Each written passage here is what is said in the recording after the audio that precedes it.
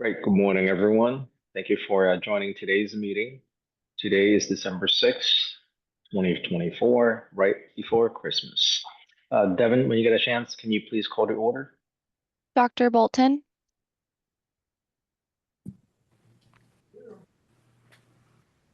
Dr. Cow, Here. Alex Chan, Present. Kareem Gangora, Present. Larry Kaplan, Paul Kramer, Here. Alex Lawrence, Here. Esther Lynn, Justice Macy Walla, Here. Bethany Peak, Ashley Silva Guzman, Here. Judge Reyna, Here. Vince Reyes, Here. Alan Yokelson. Here. We have a quorum. Thank you, Devin. Before we start today's meeting, there are a couple of things, logistical issues that I would like to just go over with the committee. Things that are fairly new, even to me. So let me just go through them very quickly. First, per the 2024 Back-to-Keene Act Open Meeting Guide, committee members are now required to appear visibly on camera during teleconference meetings, except if a member is unable to appear by video due to internet or connectivity challenges. We're also now required that any members who are present with their cameras off to state their names and reasons for not being on camera. Also, if a member joins the meeting after a roll call, please raise your hand virtually to notify me and as well as the public of their presence. If your camera is off, you should provide an explanation. Also, committee members should also raise their hands when leaving and returning to the meeting if they will be absent for more than a couple of minutes. I think Jean already alluded to this earlier this morning. Also, as noted on the agenda for today's meeting, public comments during the meeting will be limited. Now, members of the public who want to comment were encouraged to submit written comments to us prior to the meeting to ensure that we as a committee would have enough time to consider and review those comments. And I can assure you the committee has not received and read all of those comments. We very much appreciate these comments submitted in advance. Now, either I or Devin, our top-notch coordinator, will now attempt to call members of the public in the order that they appear, and to facilitate the hearing from as many members of the public as possible. I highly encourage you not to repeat points that have already been made by previous speakers, and also to allow the committee the time needed to deliberate on the important topics, and we have quite a few today that we'll be discussing. We'll be limiting public comments to 3 minutes per person. And also for those of you who are participating through Zoom, you should have a function for virtually raising your hand. It's a little hand icon at the bottom of your screen, and it should appear at the bottom. It's somewhere in the panel bar for the Zoom software. And if you wish to make a public comment, just click on that. And also for those of you who are participating by phone and not Zoom, you can also raise your hand by pressing *9, and that's the star key followed by the number 9. Devin, will you call members of the public in the order that they identified by the raised hand? And if so, feel free to enable their microphone. Our first public comment will be from Benjamin Cohn. Oh, actually, I'm sorry, Devin. One thing I left out, but I wanted to quickly remind the public before Mr. Cohn provides his comments, which is that the public has the right to make comments on matters concerning any item agendized for today's meeting, and also within the subject matter jurisdiction of this committee. Now, this includes the right for the commenter to criticize the policies, programs, services, or acts or missions of the respective state bar and the committee. Now, based on recent meetings, including the last one that we had, we certainly anticipate that there may be several commenters who are expected to make irrelevant comments. And for those, it is highly recommended that I provide the following admonition at the outset, which is before we begin public comments, I would like to remind everyone that under the Bagley-Keene Open Meeting Act, public comments must pertain to items that are on the agenda or be related to matters that are within the jurisdiction of this agency. Specifically, the committee exercises oversight on admission matters, including the California bar exam, the first-year law students exam, more character applications, and law school regulation. The CBE does not have authority over attorney discipline, and there are no attorney discipline matters on the agenda for today's meeting. With that, Mr. Cohn, please, you may proceed. Hello, thank you. I wanted to address the bar exam experiment and my concern that the data that you've collected is not going to be psychometrically valid. The staff were encouraged to use, in my last public comment, as you may recall, to use the about 2 weeks, maybe a little bit over, period between the opening and announcement of the experiment and its standard conditions and the administration to as sort of a trial period for testing accommodations in that timeline, because that dovetailed with the timeline I've been advocating for in generally. Unfortunately, instead, they did not do so, and those who did not already have bar exam repeat accommodations approved and in place were not categorically not given an opportunity to be considered for testing accommodations on the merits for that bar exam experiment, even though your performance on that experiment determines what grading incentive you get on future bar exams and your access to attorney admissions generally. Instead, I've heard from many disabled applicants who timely petitioned, but because it was not more than 2 months before the bar exam experiment, which wasn't even confirmed by the California Supreme Court 2 months before it was held, they were not given any consideration on the merits for their testing accommodations.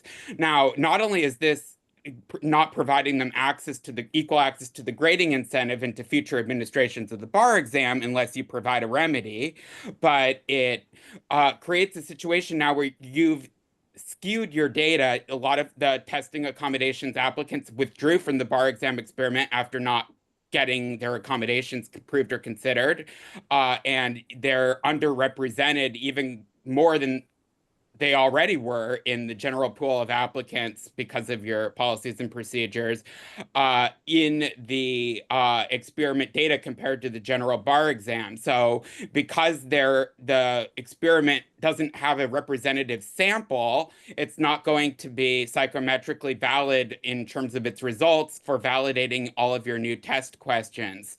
The remedy should be either a makeup exam or with the accommodations approved, or to at the very least provide grading incentives to those applicants who were not provided a testing accommodations decision in time for the bar exam experiment, whether they chose to withdraw or not.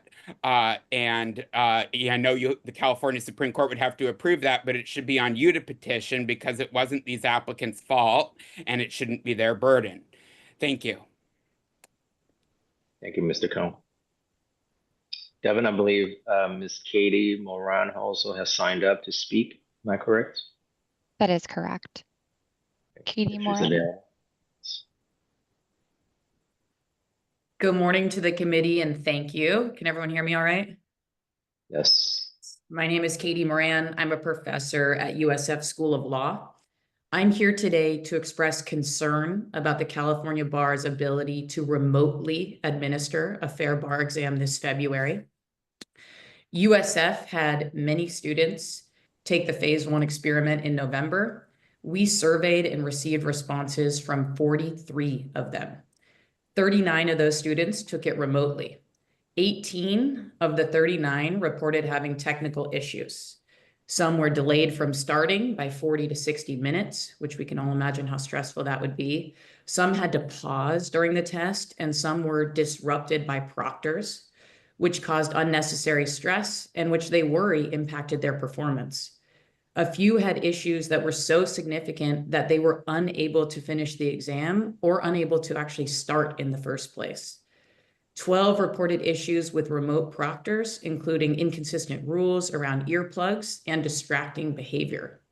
And I really worry about the ability to fix all of these issues in 11 short weeks. As we all know, the February bar exam will be administered 100% electronically via Measures software.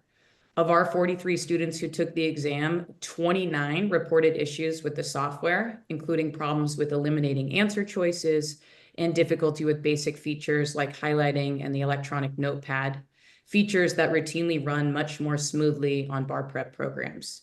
Students reported how difficult it was to not be able to read on paper or to make any notes by hand.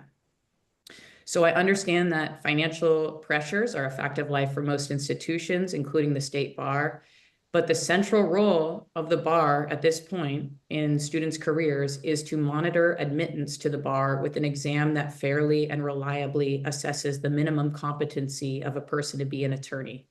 And I worry that examinees who are perfectly capable of passing the bar exam will be unable to do so with issues with administration, software, and modality. So I thank you for listening to this concern. I have other concerns about the content on the content maps and the questions based on what Kaplan has released, and I've already sent those directly to Ms. Nunez. Thank you, Ms. Moran. Your concerns are noted.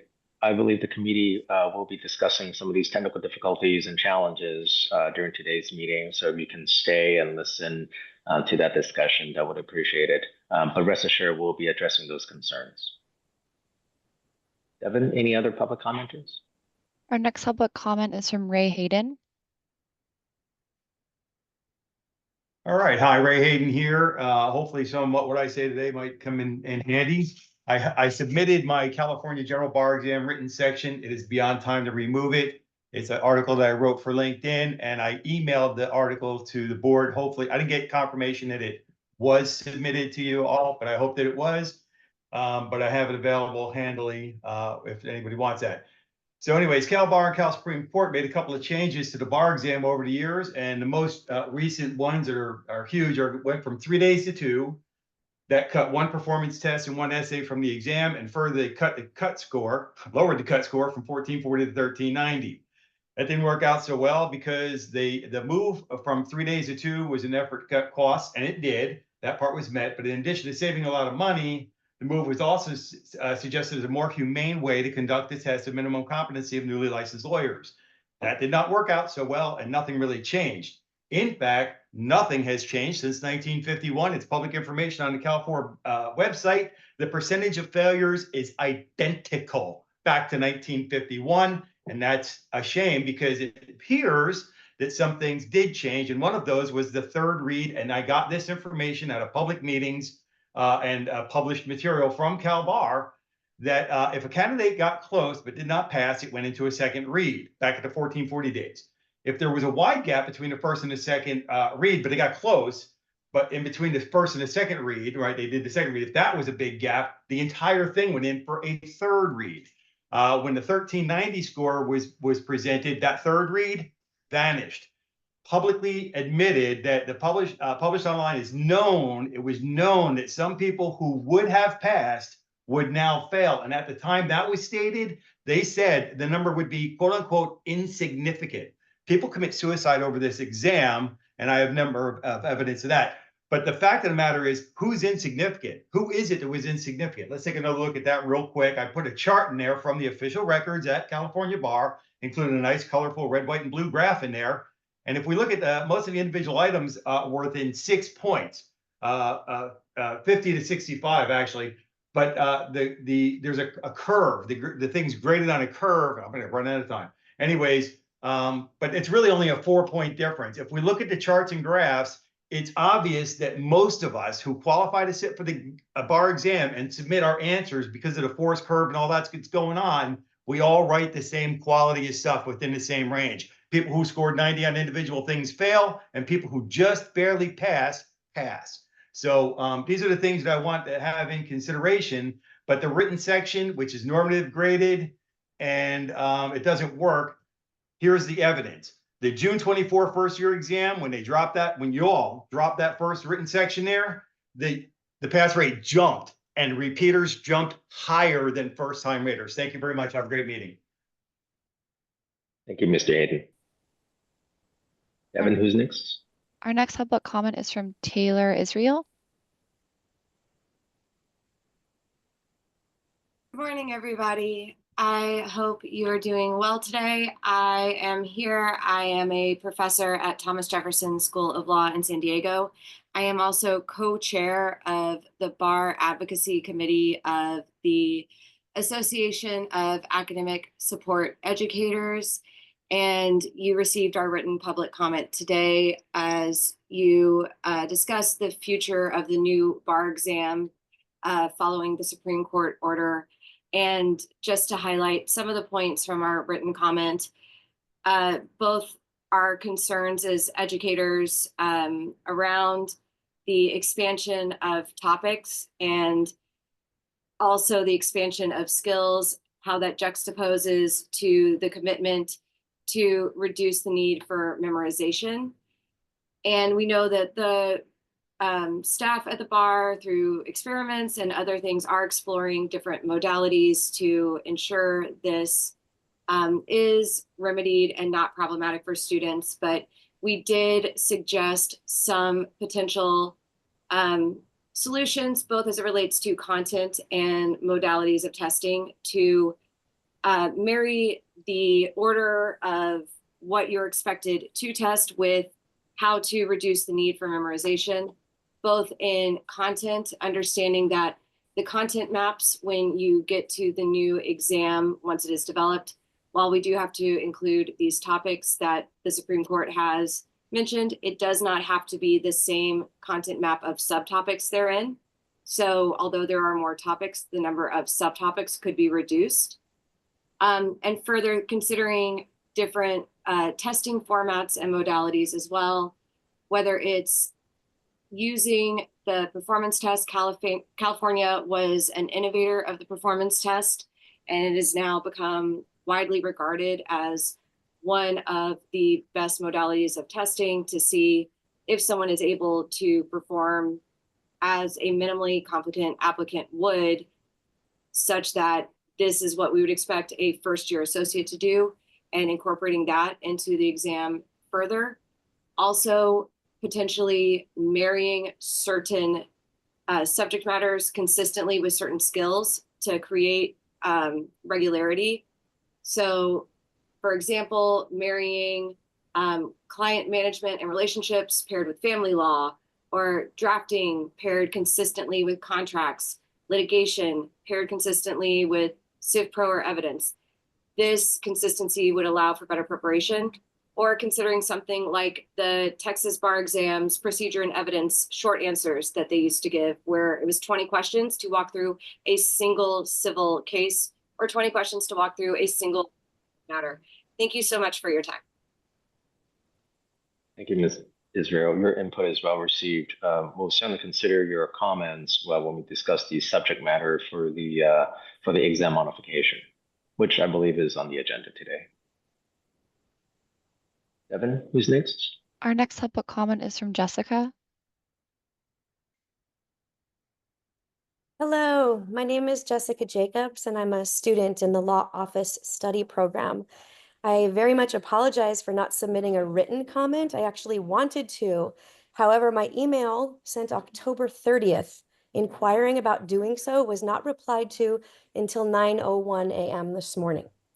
This is relevant. During your closed session today, you will be reviewing my petition to accept my past Law Office Study Program study sessions that were technically submitted late.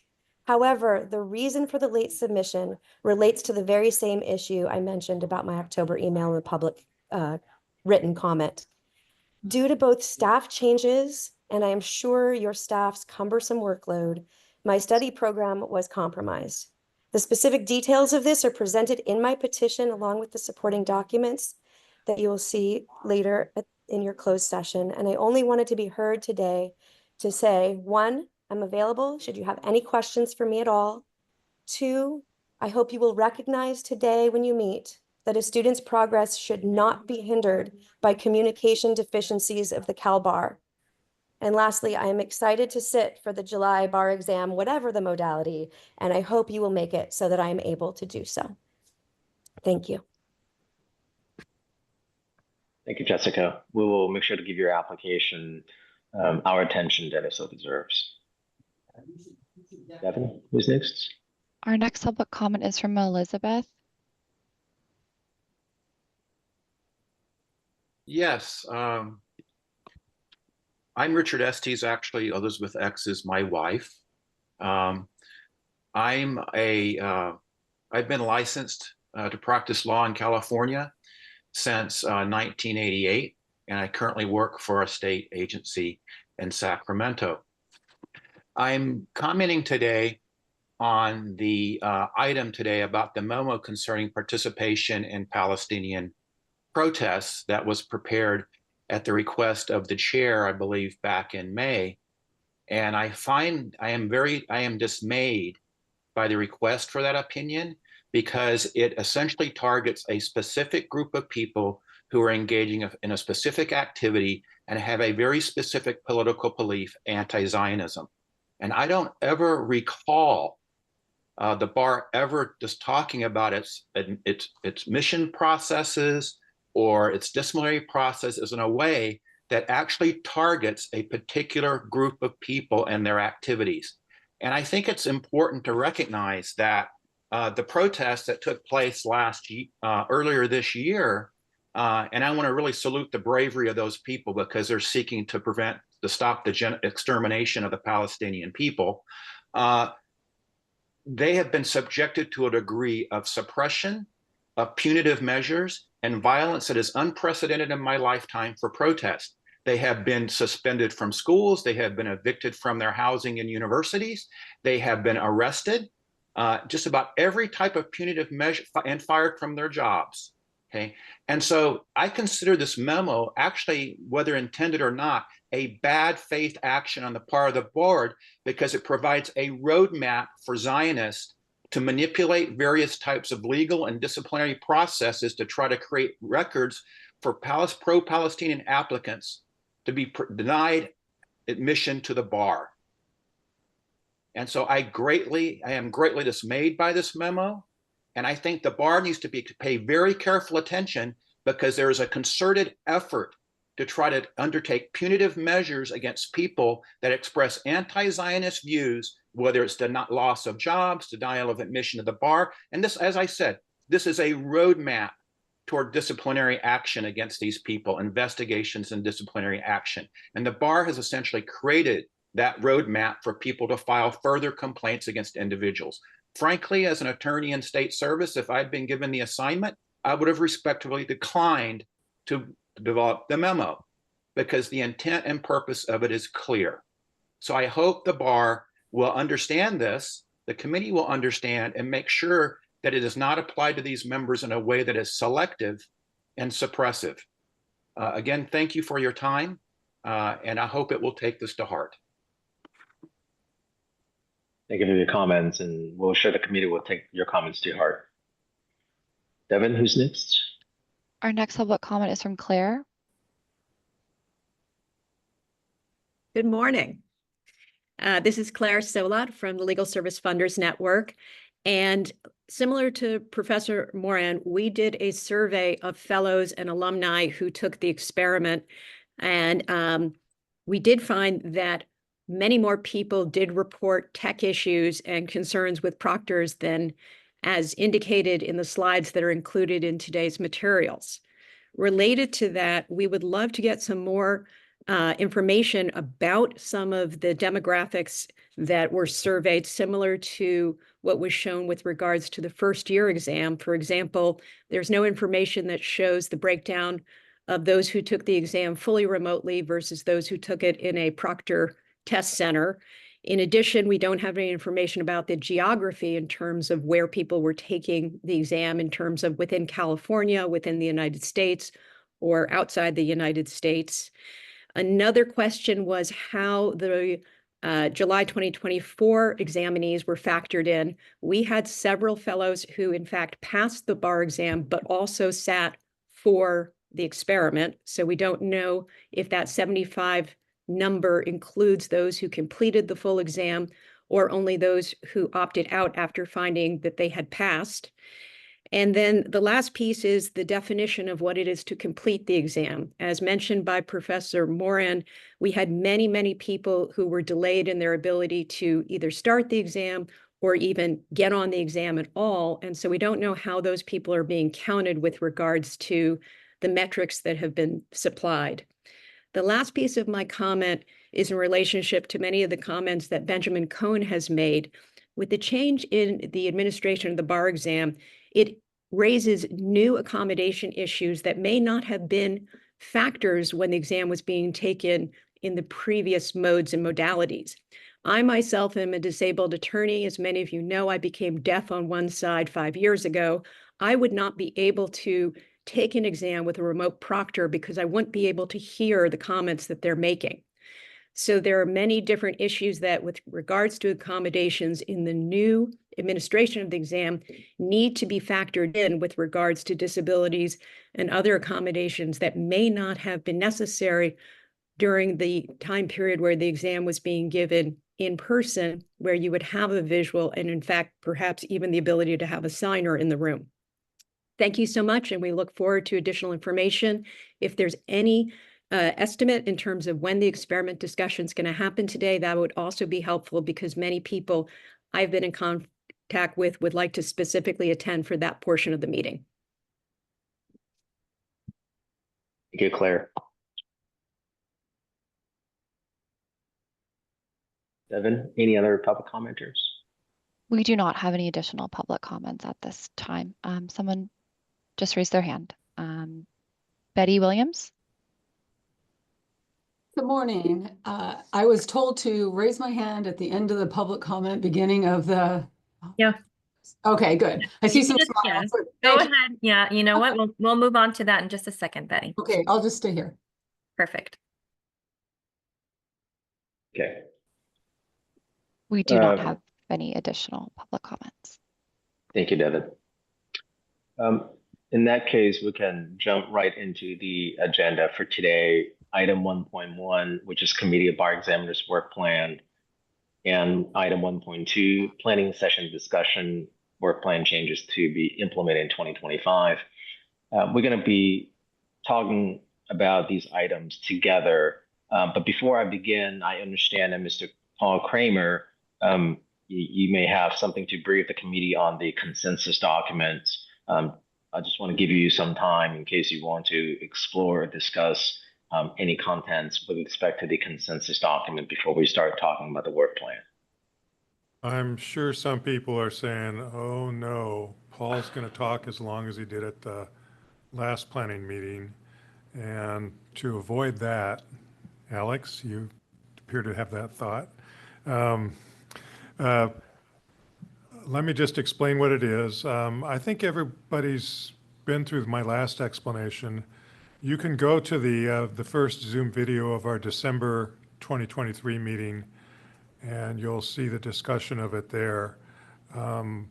We don't have it linked to the agenda as far as I know, but it is available, and I'll look up on which meeting, previous meeting agenda, you can find it. It is basically a document that when Dr. Cow and I were chair and vice chair, we proposed for the committee's adoption a list of principles guiding our work, expectations of ourselves and of the staff, and some practical decisions such as deciding to default to 3 minutes of time for each public commenter, for instance, subject, of course, to reducing that time limit if we have just a massive amount of commenters, so that we can get through the public comment in a reasonable time.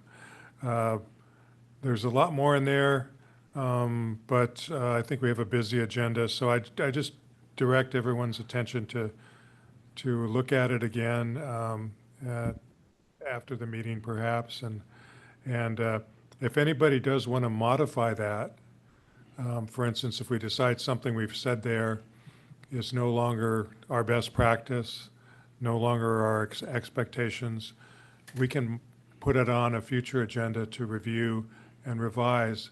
But it's intended to be a living document, but also a message to those who are going to succeed us, that, you know, we've thought about a lot of this stuff, and these are the solutions we worked out, and we offer them for your consideration before you start reinventing wheels.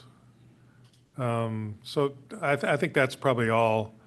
I'll talk more today in a few minutes, of course, but I don't want to waste my allotment with a detailed review of that document, which occurred last year. Thank you, Mr. Kramer. Without further ado, let me just go through the work plan pretty quickly. There are a couple of things that. Alex? Yes. Hi, it's Alan Yokelson. I'm Hey, sorry. Alan. We did invite Betty Williams from CLA to speak on just briefly on the possibility of collaborating for admission ceremonies. And I don't want to keep her waiting. I wonder if we can take care of that. Sure. Yeah, let's do that right now before we jump into the work plan.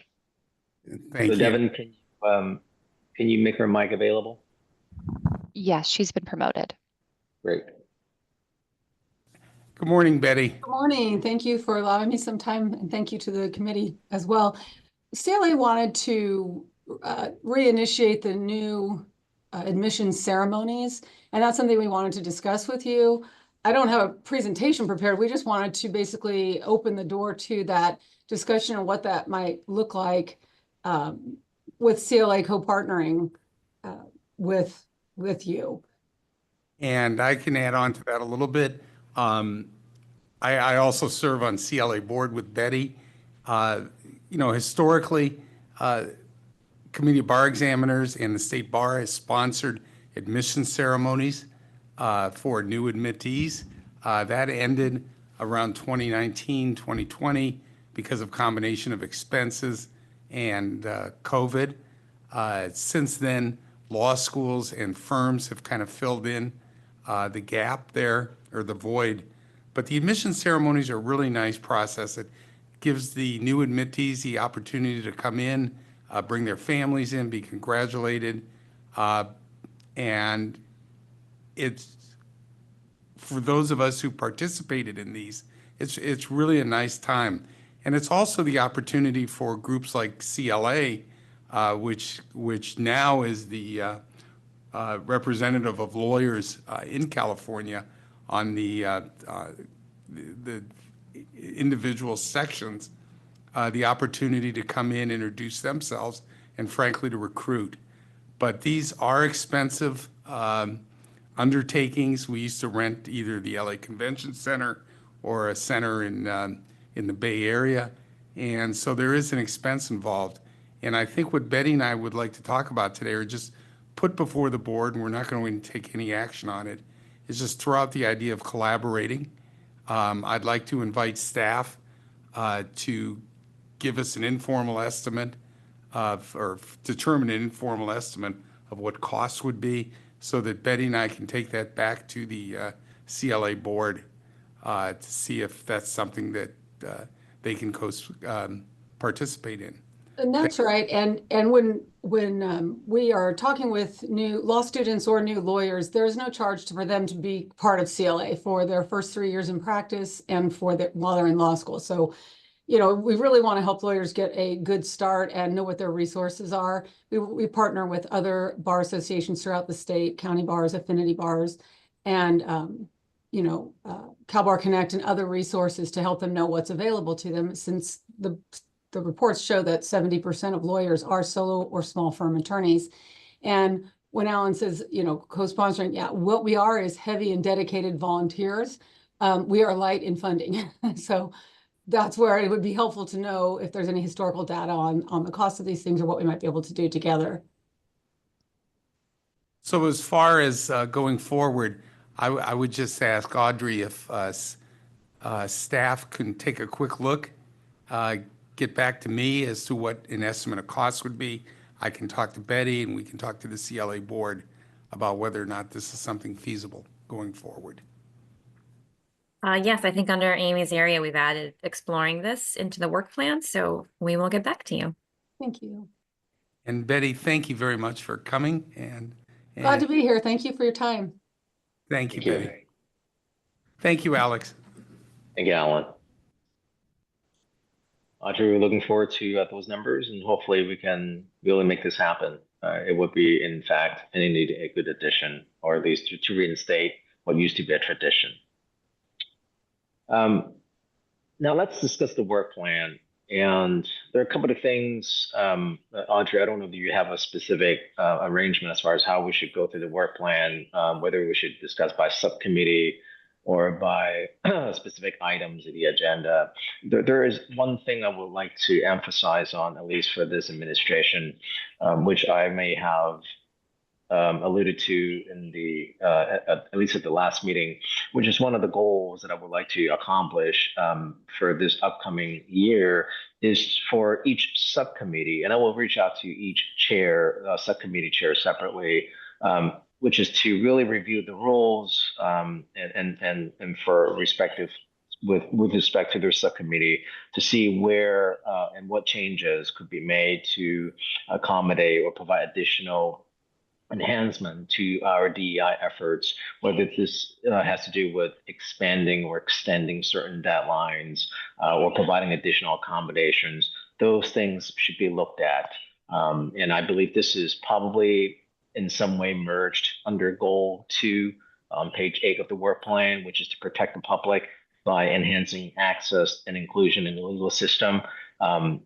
Again, I think I will reemphasize this again. I think it's been quite a while since all the subcommittees have reviewed their respective rules. And certainly in the last couple of years, attention has been brought for us to, provide additional accommodations where necessary, whether, this is in the form of providing additional amount of days for applicants to consider in applying for the bar exam, or just getting their materials submitted to us. Things of that nature should be looked at. So with that, as I said, I will reach out to each subcommittee chair to to review the rules and perhaps to and also for the staff to review those rules in connection with the subcommittee chair to understand what, if anything, can be done to promote or to enhance the efforts that we have currently that we currently have. Audrey, do you have anything to add with respect to the work plan, with respect to the goal that I just mentioned?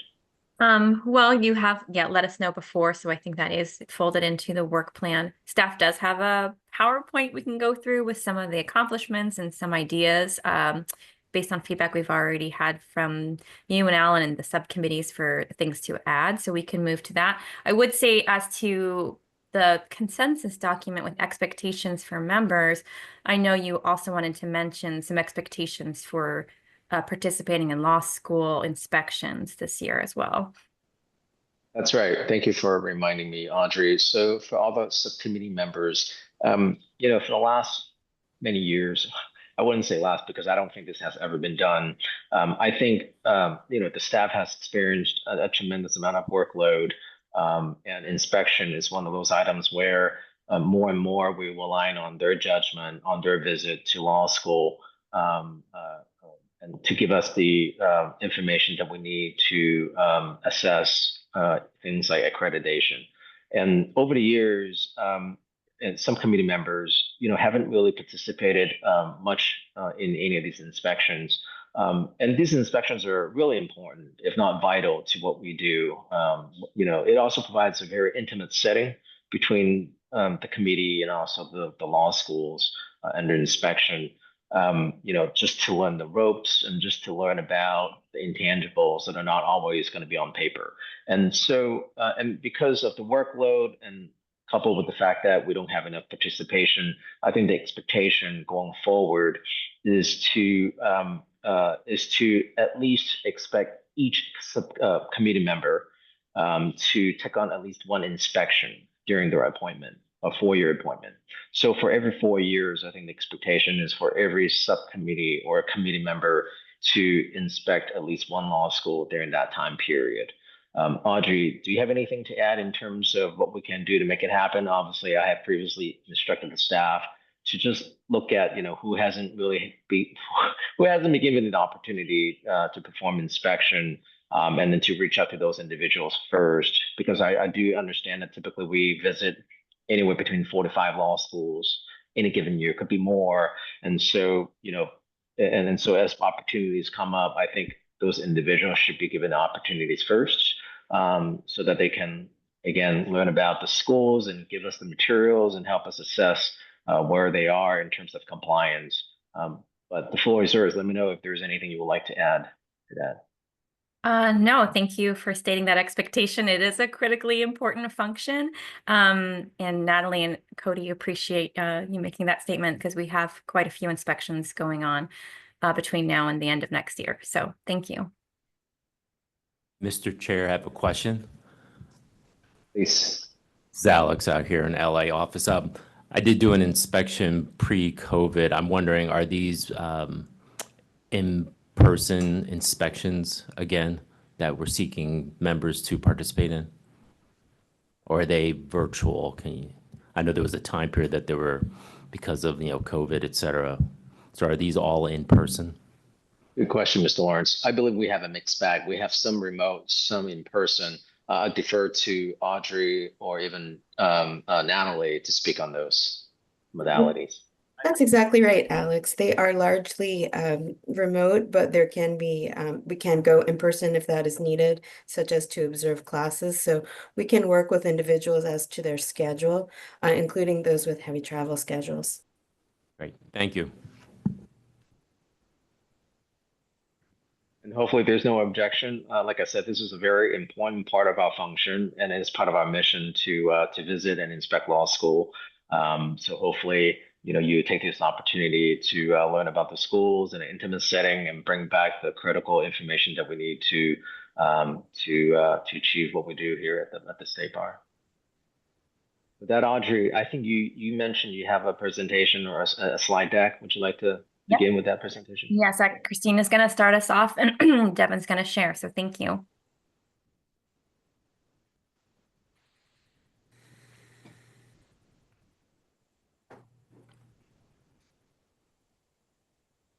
Perfect, thank you.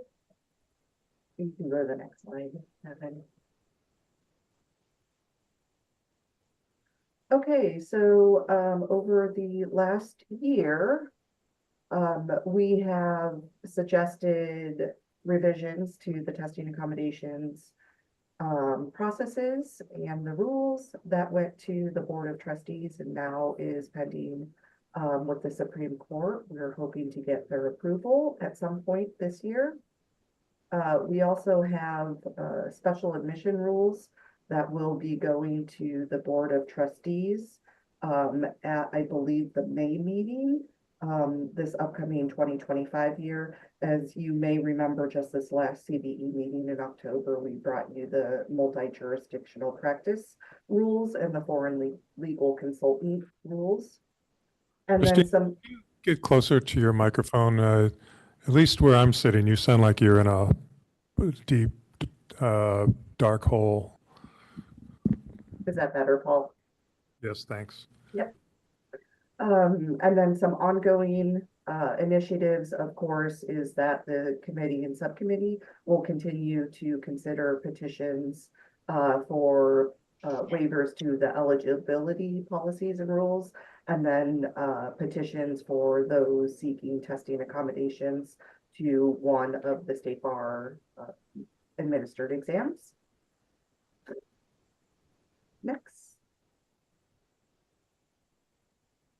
Thank you. Currently in the work plan, although there's nothing right now for the board to do, the testing accommodation rules are sitting with the Supreme Court. Again, hopefully waiting for an approval later on in 2025.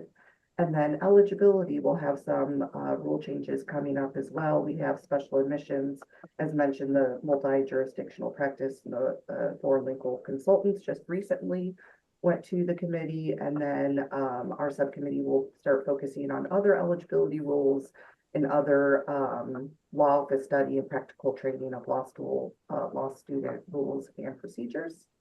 Next. And we are happy to add on additional training topics for this upcoming 2025 year.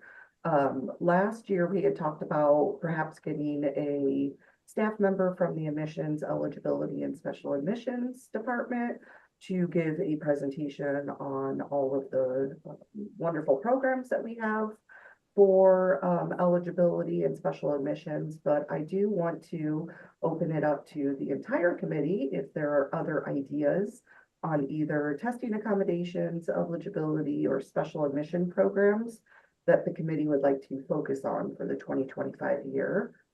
Don't be shy. I will be taking notes to add those onto our work plan if anyone has any other suggestions.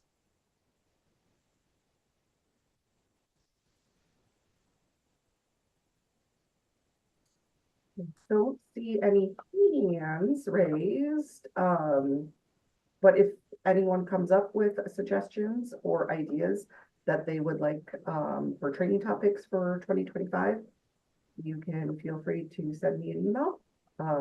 Ashley Silva Guzman is chairing the subcommittee this year, and I know that she would be receptive to ideas and emails as well. Thank you. Thank you, Christina. Audrey, I believe this concludes items 1.1 and 1.2. That was just Christina's part of the work plan. Oh, of course, the work plan. Yes. Yes. So I'll be discussing the work in the examinations unit. And so this is our work plan for 24-25. If we can go to the next slide, please. So I want to highlight some of the accomplishments that happened in calendar year 23-24. First, we provided the CBE cost models that they weighed in on for determining cost savings measures. We came up with a set of recommendations in 2023 for implementation that started in February 2024. We conducted an RFI for identifying and contracting with a vendor to develop our multiple choice questions, at which point Kaplan was selected for that task. We also implemented the format change to the first year law student exam based on the analysis that we conducted in discussions here with the CBE. And that was to specifically eliminate the essay questions from the first year law student exam. And that process also required a standard setting study that was conducted this past year, and also a content review analysis in preparation for some of those changes. We also prepared and completed the phase 1 California bar exam experiment, which we'll hear more about later on today. And we've also been conducting multiple content review panels for to examine the Kaplan multiple choice questions. Next slide, please. Our ongoing initiatives include first, reviewing and revising the admission rules, and these are the ones relevant to the Chapter 6 rules. We're going to hear more about that later on today. And we are also planning on advancing these sets of proposed rules to the board at their May meeting. We're also, this is the group that considers appeals that have waivers related to exam-related policies, procedures, and rules.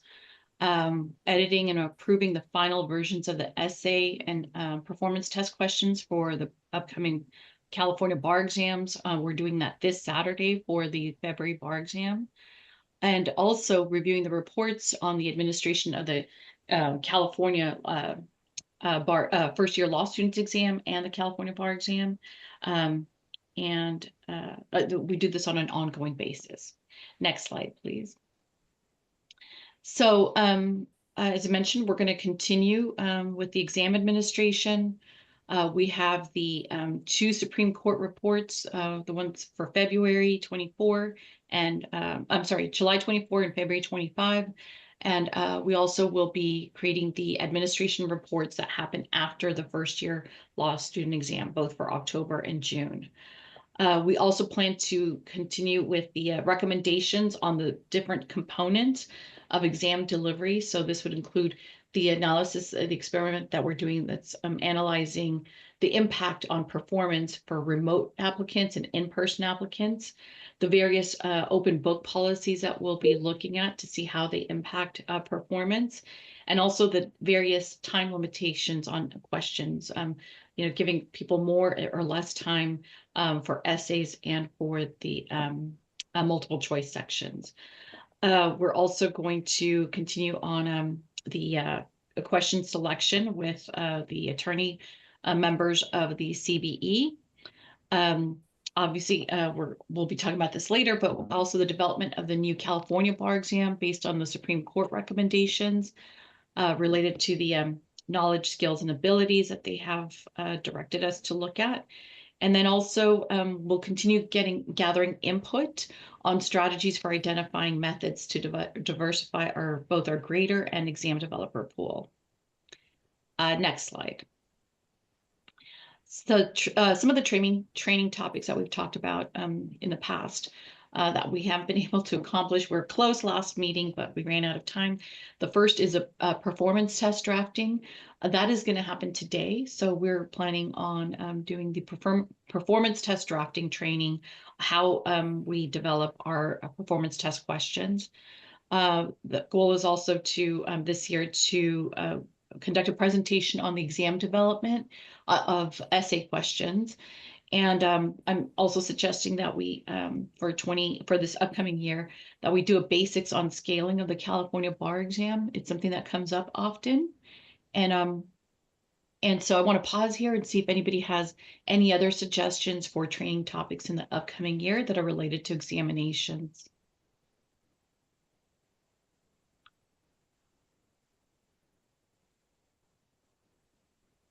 I do want to note also, I have that suggested, I've added that suggestion from Alan to also provide information, and I think we've already gathered some of that on the cost analysis, so historical costs and what the future costs might be for the, we'll be providing that shortly on the swearing in at ceremonies as well.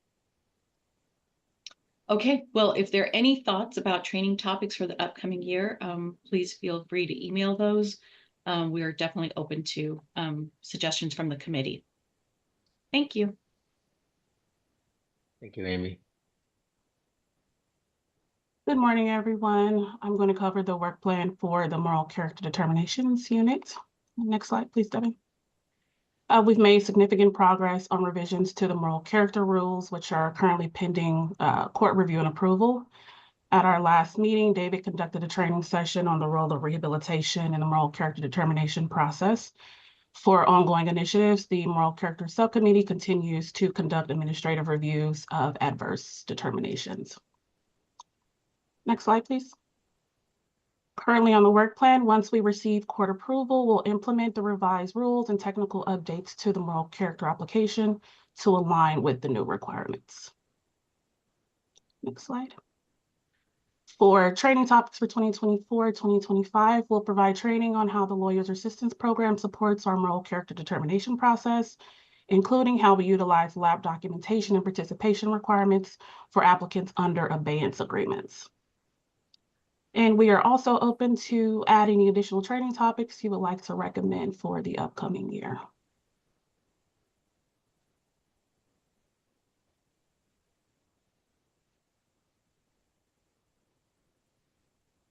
I don't see any hands raised.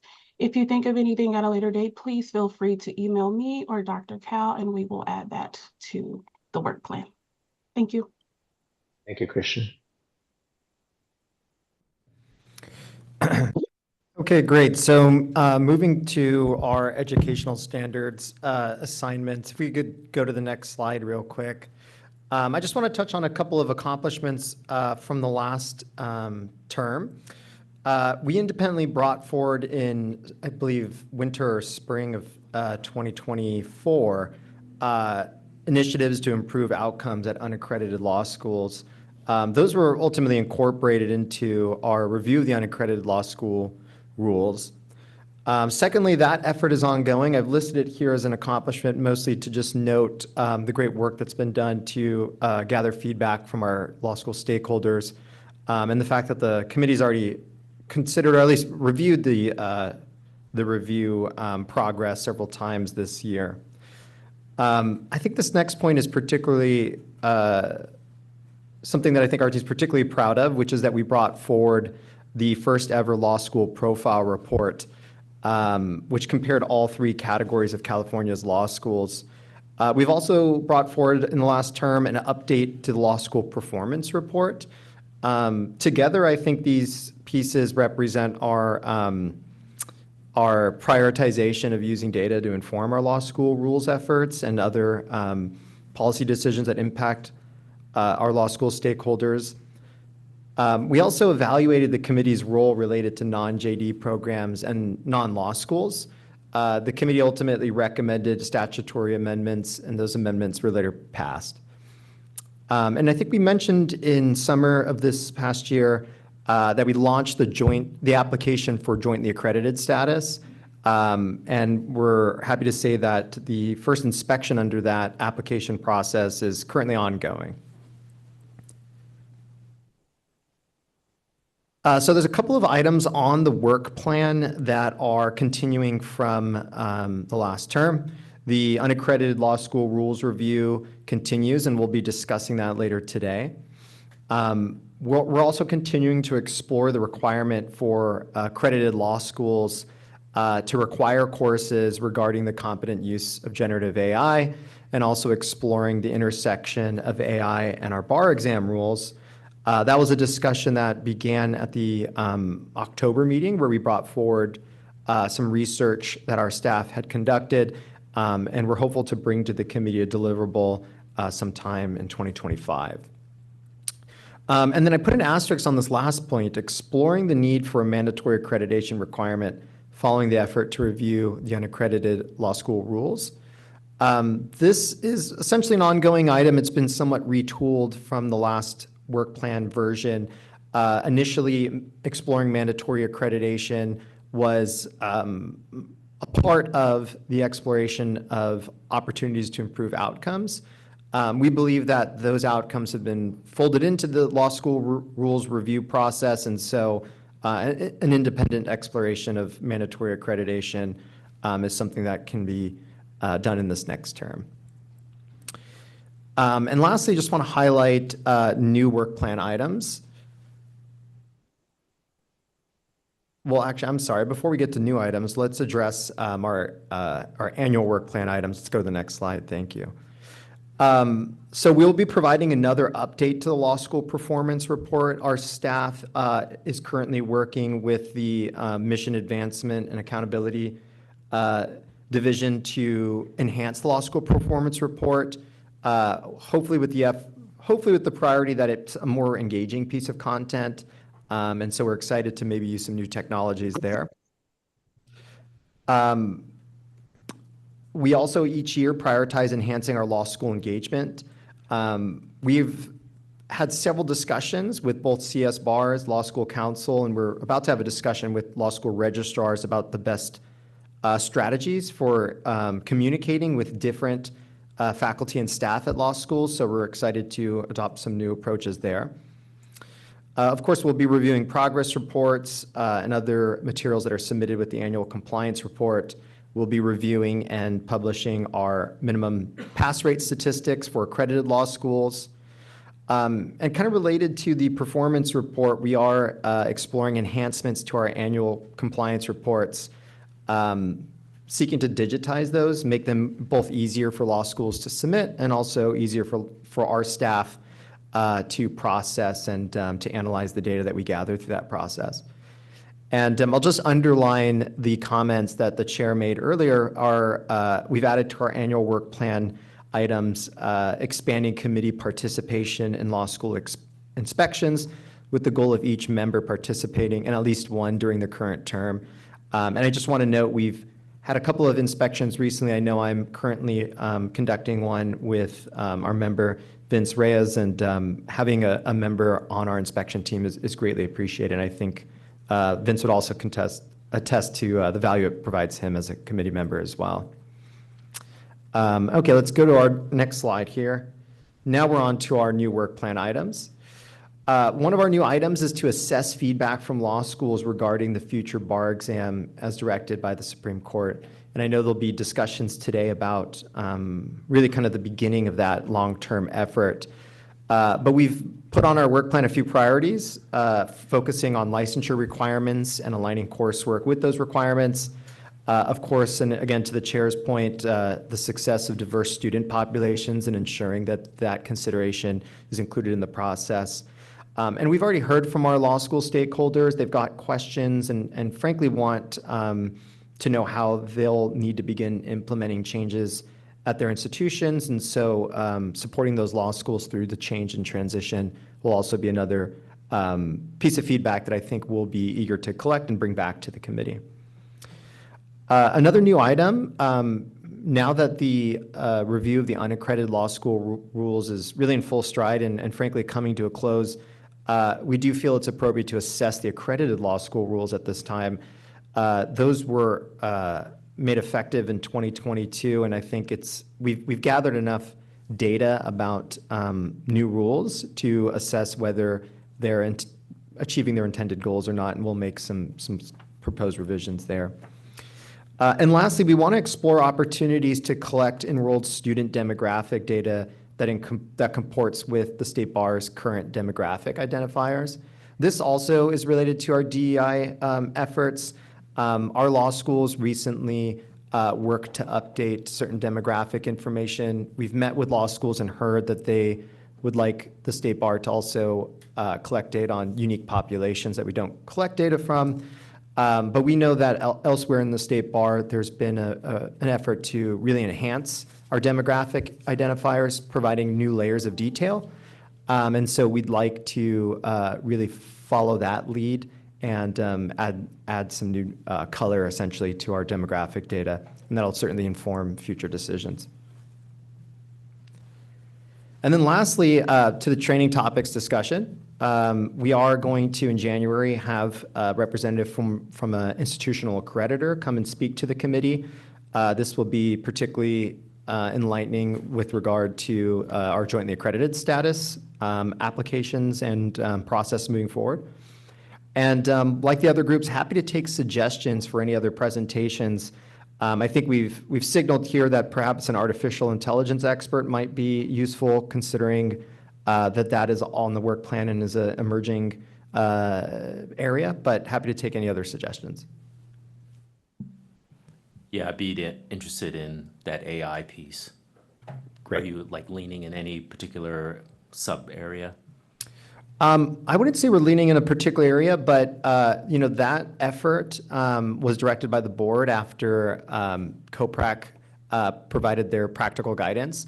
And through that process, they engaged some experts that I think really understand what the State Bar's needs are. And so we've had some initial discussions with those experts, and they are willing to come and speak to the committee as well. Great, thanks. Yeah. Thank you, Cody. I have a couple of questions. Thank you. This is, by the way, a very good presentation. The question I have is, I understand that we are almost done with our review of the unaccredited law school rules. Do you know if we can get that done by January, or would it be the next meeting in March when the review would be completed? Well, I think we've been targeting to come back in January of 2025 with a final version for the committee to consider. August was when we brought the first draft. We've gathered a lot of stakeholder feedback since then. Today's discussion will be our second draft that incorporates a lot of that feedback. So we feel January is a feasible target at this point. And how far after that will we be able to start either brainstorming or having a discussion on the mandatory accreditation requirement for the unaccredited law schools? Do you have a timeline? I don't think we've considered a timeline yet, but I think that discussion will be framed by the anticipated impact of the rules that are approved. So once we have an understanding of what the unaccredited law school rules will look like. I think the committee will be better positioned to determine whether that's provides sufficient protection or sufficient a sufficient system moving forward, or if something greater needs to be explored. Yeah, Or maybe we'll. Alex, another aspect of that is, to the extent we start bringing concepts from the accredited rules to the unaccredited rules, the difference between the two types of school is lessened. So it may be that it's not as, we may discover it's not as important to try to push everybody into the accredited bucket. But as Cody's suggesting, in some cases, we have to see what we decide to impose and perhaps even how it works. And then the other aspect of that is there has to be an appetite in the legislature to support it, because that doesn't happen without legislative changes. And I think everything I've heard so far suggests that there may not be any appetite. And if that's the case, then our spending a lot of time exploring it may not be worth the effort in light of all the other priorities we're going to have and the constraints we have as far as resources go. Agreed. I think this is why I think we need to complete our review of the rules first, and then to make an informed decision whether this is even worth something pursuing in this year. If the answer is, yeah, we should not be pursuing because of legislative constraints, then obviously we can take this off the table. But I know this issue has sort of come up in several meetings, whether we need to explore this mandatory accreditation. I think just providing additional transparency, whether this is something that we would want to do or would consider it in the term, would be beneficial for all stakeholders. Yeah, I think last year one of the things I talked about in my long talk was this, and suggesting that, we should, it's been around for so long. I think for a while it was in the Board of Trustees strategic plan for the bar. I don't know if it still is. And I don't know that it's a particularly sharp or threatening sword, but it's been hanging, to the extent it is, it's been hanging over the registered school's head for probably a decade now, and making up our mind would be good if we can. Thank you, Cody. Thank you, Mr. Kramer. Looks like that's the end of the work plan. Okay, well, then I have quite a few comments, and Please. I'd like to make. And I apologize for the length of them, but what I did, I had a sense last year that not everything we talked about in our equivalent meeting a year ago made it into the work plan. And so I assigned myself the task. It's something I actually had been hoping to do earlier in the year, but I got around to it this week, of revisiting, that is, reviewing the Zoom meeting recording of our last planning session and taking notes. And so what I've noticed is a few things never made it through from our discussion in that planning meeting last year to the work plan draft that was attached to today's agenda. So I'll take them in order of the subcommittees that are listed on the agenda. One was a question I wrote: were the moral character rule revisions completed? I think we heard this morning that they're before the court, and but I think I wrote this note. I don't have the work plan up on my screen right now. I'm having a little bit of a computer problem with the Wi-Fi network here, but I must have written this because they had fallen off of the work plan as if they were completed. So if that's the case, I think they need to stay on there until we do actually complete them.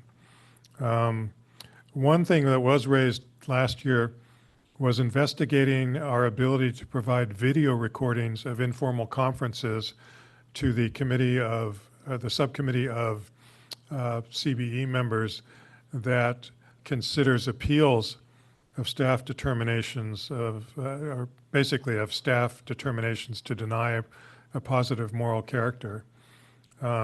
Staff said it was going to look into that. I don't believe we've received any report in the intervening period. I, for one, think that if we can get that, that would make it better. It would increase the ability of our appellate panel members to judge the credibility of the moral character applicant.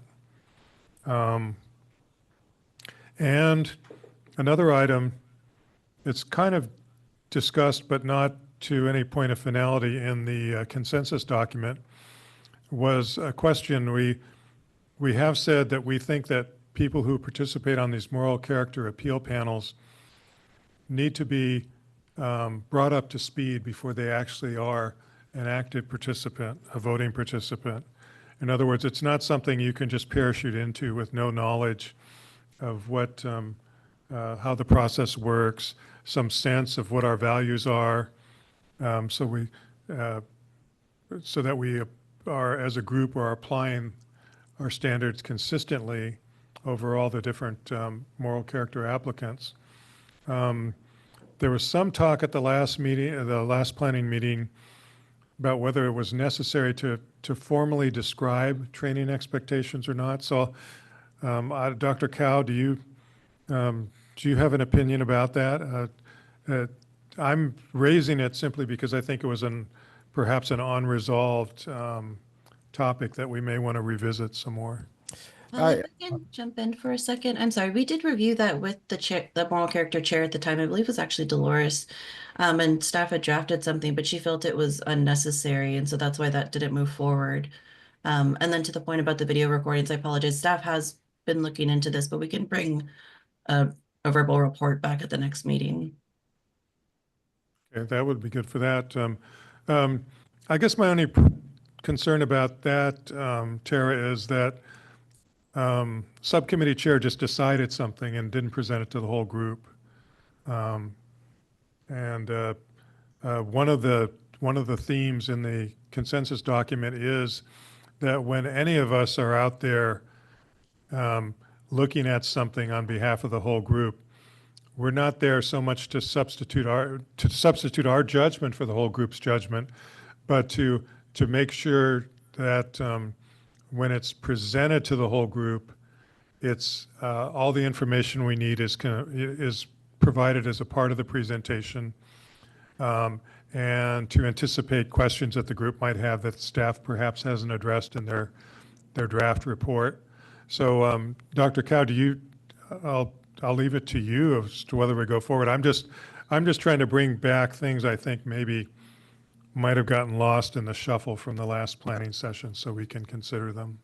I mean, Paul, I think you're absolutely right. I mean, we should just follow up with that. So maybe Tara, I can touch base with you and just follow up with Paul's questions. Actually, are you interested in that issue? Yes. Well, make it Alan then, because. Okay, Alan. Okay, sounds great. Okay. And then yeah, so that was all for moral character, and those were one-timer items as opposed to annual items or continuing items. Regarding exams on a one-time basis in that category, should we be marking the first-year law exam cut score revisitation? I know I think when we changed it recently, we wanted to wait a few years and see how the new scoring was correlating with bar passage success, for instance. And I'm just wondering if we want to put it on the work plan so we don't forget to do that and down the road. I have no objection to that. I think it makes sense, just so that it doesn't fall by the wayside. But I know the committee already voted on revisiting this within, was it 2 years? If so, then it sounds like we may have a date that we can input into the work plan. Am I right, Audrey, Amy? I'm open to being a little bit flexible about it. It's when I would suppose the psychometrician feels that we have enough data to be able to to properly answer the question. Is it correlating? Either is it giving these first-year takers too optimistic a chance of their prediction of their chances on the bar exam, or is it keeping out too many people who could go on to pass the bar? So I wouldn't want to have a hard date, Alex, but you know, in 2 to 3 years seems about right. We'll add it to the work plan. Okay. Did we finish up with the MPRE cut score? It was on the previous, I think it was on the last year's work plan, and it fell off. It's been on for the past 2 years, and we've raised it at multiple planning sessions, like any interest in it. And it did not raise, no one raised it as a priority. And so it exists. But also, is there any justification for us to review the NPR cut score? I mean, it's been 85 for however many years. 86. I'm sorry, 86 for however many years. So I don't know if there's any justification to review it. If the course says we need to review it, then yes. But do we have a reason to prioritize that over other tasks? I don't. I'm simply mentioning it because it's been there, and I just. It came up, I think, initially because it's one of the highest MPRE cut scores. So whether or not it's worth reviewing, setting it that high.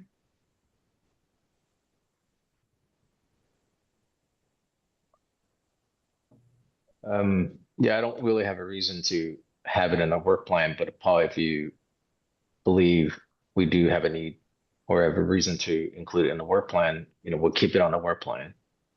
Oh, no, I'm not an advocate for this one. I'm just simply asking on behalf of the group mind. Okay.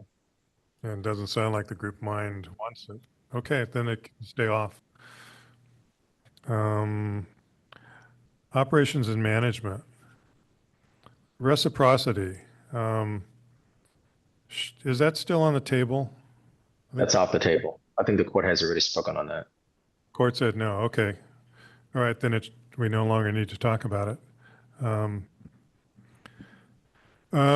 We had 2 items we wanted to add. One was looking into making public comments more accessible. I know Kareem said it would help him on occasion when he wanted to recall past public comments, and certainly for the public. So the idea was staff could look into whether there's an easy way to do it. One thought I think that came to our mind at the last meeting was simply take the PDF file that Devin sends to us with all the public comments that have come in right before our meeting, and post it to in the case of this meeting, it would be to this meeting's agenda after the meeting is over, and then people could go there and look at it if they choose. Anyway, we'd like to add that back to the list. And then there was a discussion during the planning session about whether we should perhaps on occasion have meetings that extend for more than just one day, so to allow us time to consider all the business that we need to consider. So I'd propose putting that on the agenda, or the work plan, so we can think about, look into that, and think about whether we want to do that. And then let's see, in O&M ongoing items, the various appeals that are handled just fell off for some reason. The work plan, they were on the previous one. I think the O&M does still handle appeals, so we're going to have some 5-year appeals today, I think, in closed session, and one other. So it seems appropriate that should be on there, because as a reminder, we now include what used to be goals. We'd have separate subcommittee goals for each subcommittee, and staff wanted to simplify the way we list things, and they had this other tool called the work plan that they have to prepare for their overlords. And so we said, fine, we're happy with incorporating the goals in the work plan, but we just want to make sure that it's in there, because this is the only way that we can remember what it is we're supposed to be doing. And to some degree, it helps orient new members. So appeals need to go back there. Also, we used to talk, what we talked about as a one-time item, getting financial updates and advising the Board of Trustees regarding the admissions budget and fees. So I think an item to the effect that we receive financial reports and advise as necessary the Board of Trustees regarding the budget and fees should be put back. I'll notice that a note that at last year's meeting, Leah Wilson said and volunteered that staff would start providing us, for informational purposes, the same Chief Financial Officer quarterly reports that are provided to the Board of Trustees. And Audrey was talking about adding to that some of the data we used to get about, for instance, the number of people that have applied to take the February bar and the July bar exam and the first year law exams, and other miscellaneous data like the number of registered in-house counsels that we have, or applications. Anyway, I think she'll remember what that looks like. And, Cody has been working on an overall dashboard. That's what we talked about for CBE. That includes all those published financials that the board gets. I think, and we have some information in today's director's report. So we have been trying to, but we haven't landed on that robust dashboard for the CBE. So okay, that sounds like it could be even more convenient. Yeah. Would it be available to the public as well, or no? Well, If we post it on the agenda, of course. Okay. Okay, so those are the O&M ones that I think fell off. Mr. Kramer, are you suggesting that we include this in the work plan with respect to the dashboard? Yeah. Well, I guess the dashboard is a detail I hadn't heard about. The idea that we regularly receive financial information for our information, and as necessary, we whisper in to the ears of the Board of Trustees when they are making the financial decisions. I think that should be on there just as a reminder to everyone. Audrey, any objection to that? No, that's fine. Okay, and then for Ed Standards, my subcommittee, we still talk about the unaccredited rules as if we're reviewing them, and we're not even sure we're going to revise them. But could I suggest that we now use the word revise, because we are clearly intending to propose revisions to those rules? Minor point. It makes sense.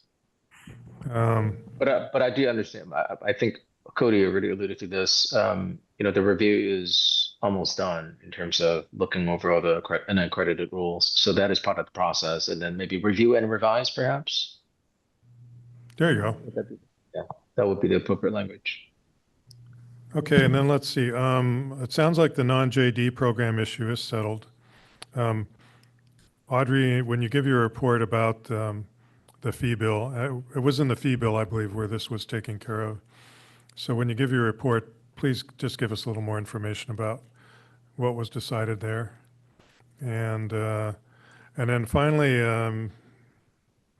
Mr. Chair, last year you asked that we think about how, or at least where, we can apply the information from the CAPA study to our work.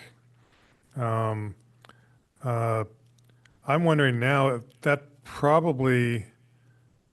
certainly it's going to be relevant to the implementation of the new bar exam. But I'm wondering if you had any other areas in mind where it might also apply. If it's just related to the new bar exam, it's probably going to be covered by the item that's been added for that. But if there are other areas, maybe we need to call them out specifically. Yeah, other than Robert Brody, do we have anyone else sitting on the Kappa Study group who can opine on this? I think Robbie was one of them. I don't know who else. I'm trying to remember. Other than Robbie, I just can't remember who, if anyone, is sitting in that study group. But I think at the time when I made that suggestion, it was primarily driven towards the exam modification. Later today, we'll be talking about the composition of the group, and once we get to that item, I'll let Bridget speak to that. But I think right now, just in terms of how that would apply, it's only within the setting of the content scope. But I don't, at least at the time when I made that suggestion, I didn't want to go outside of that.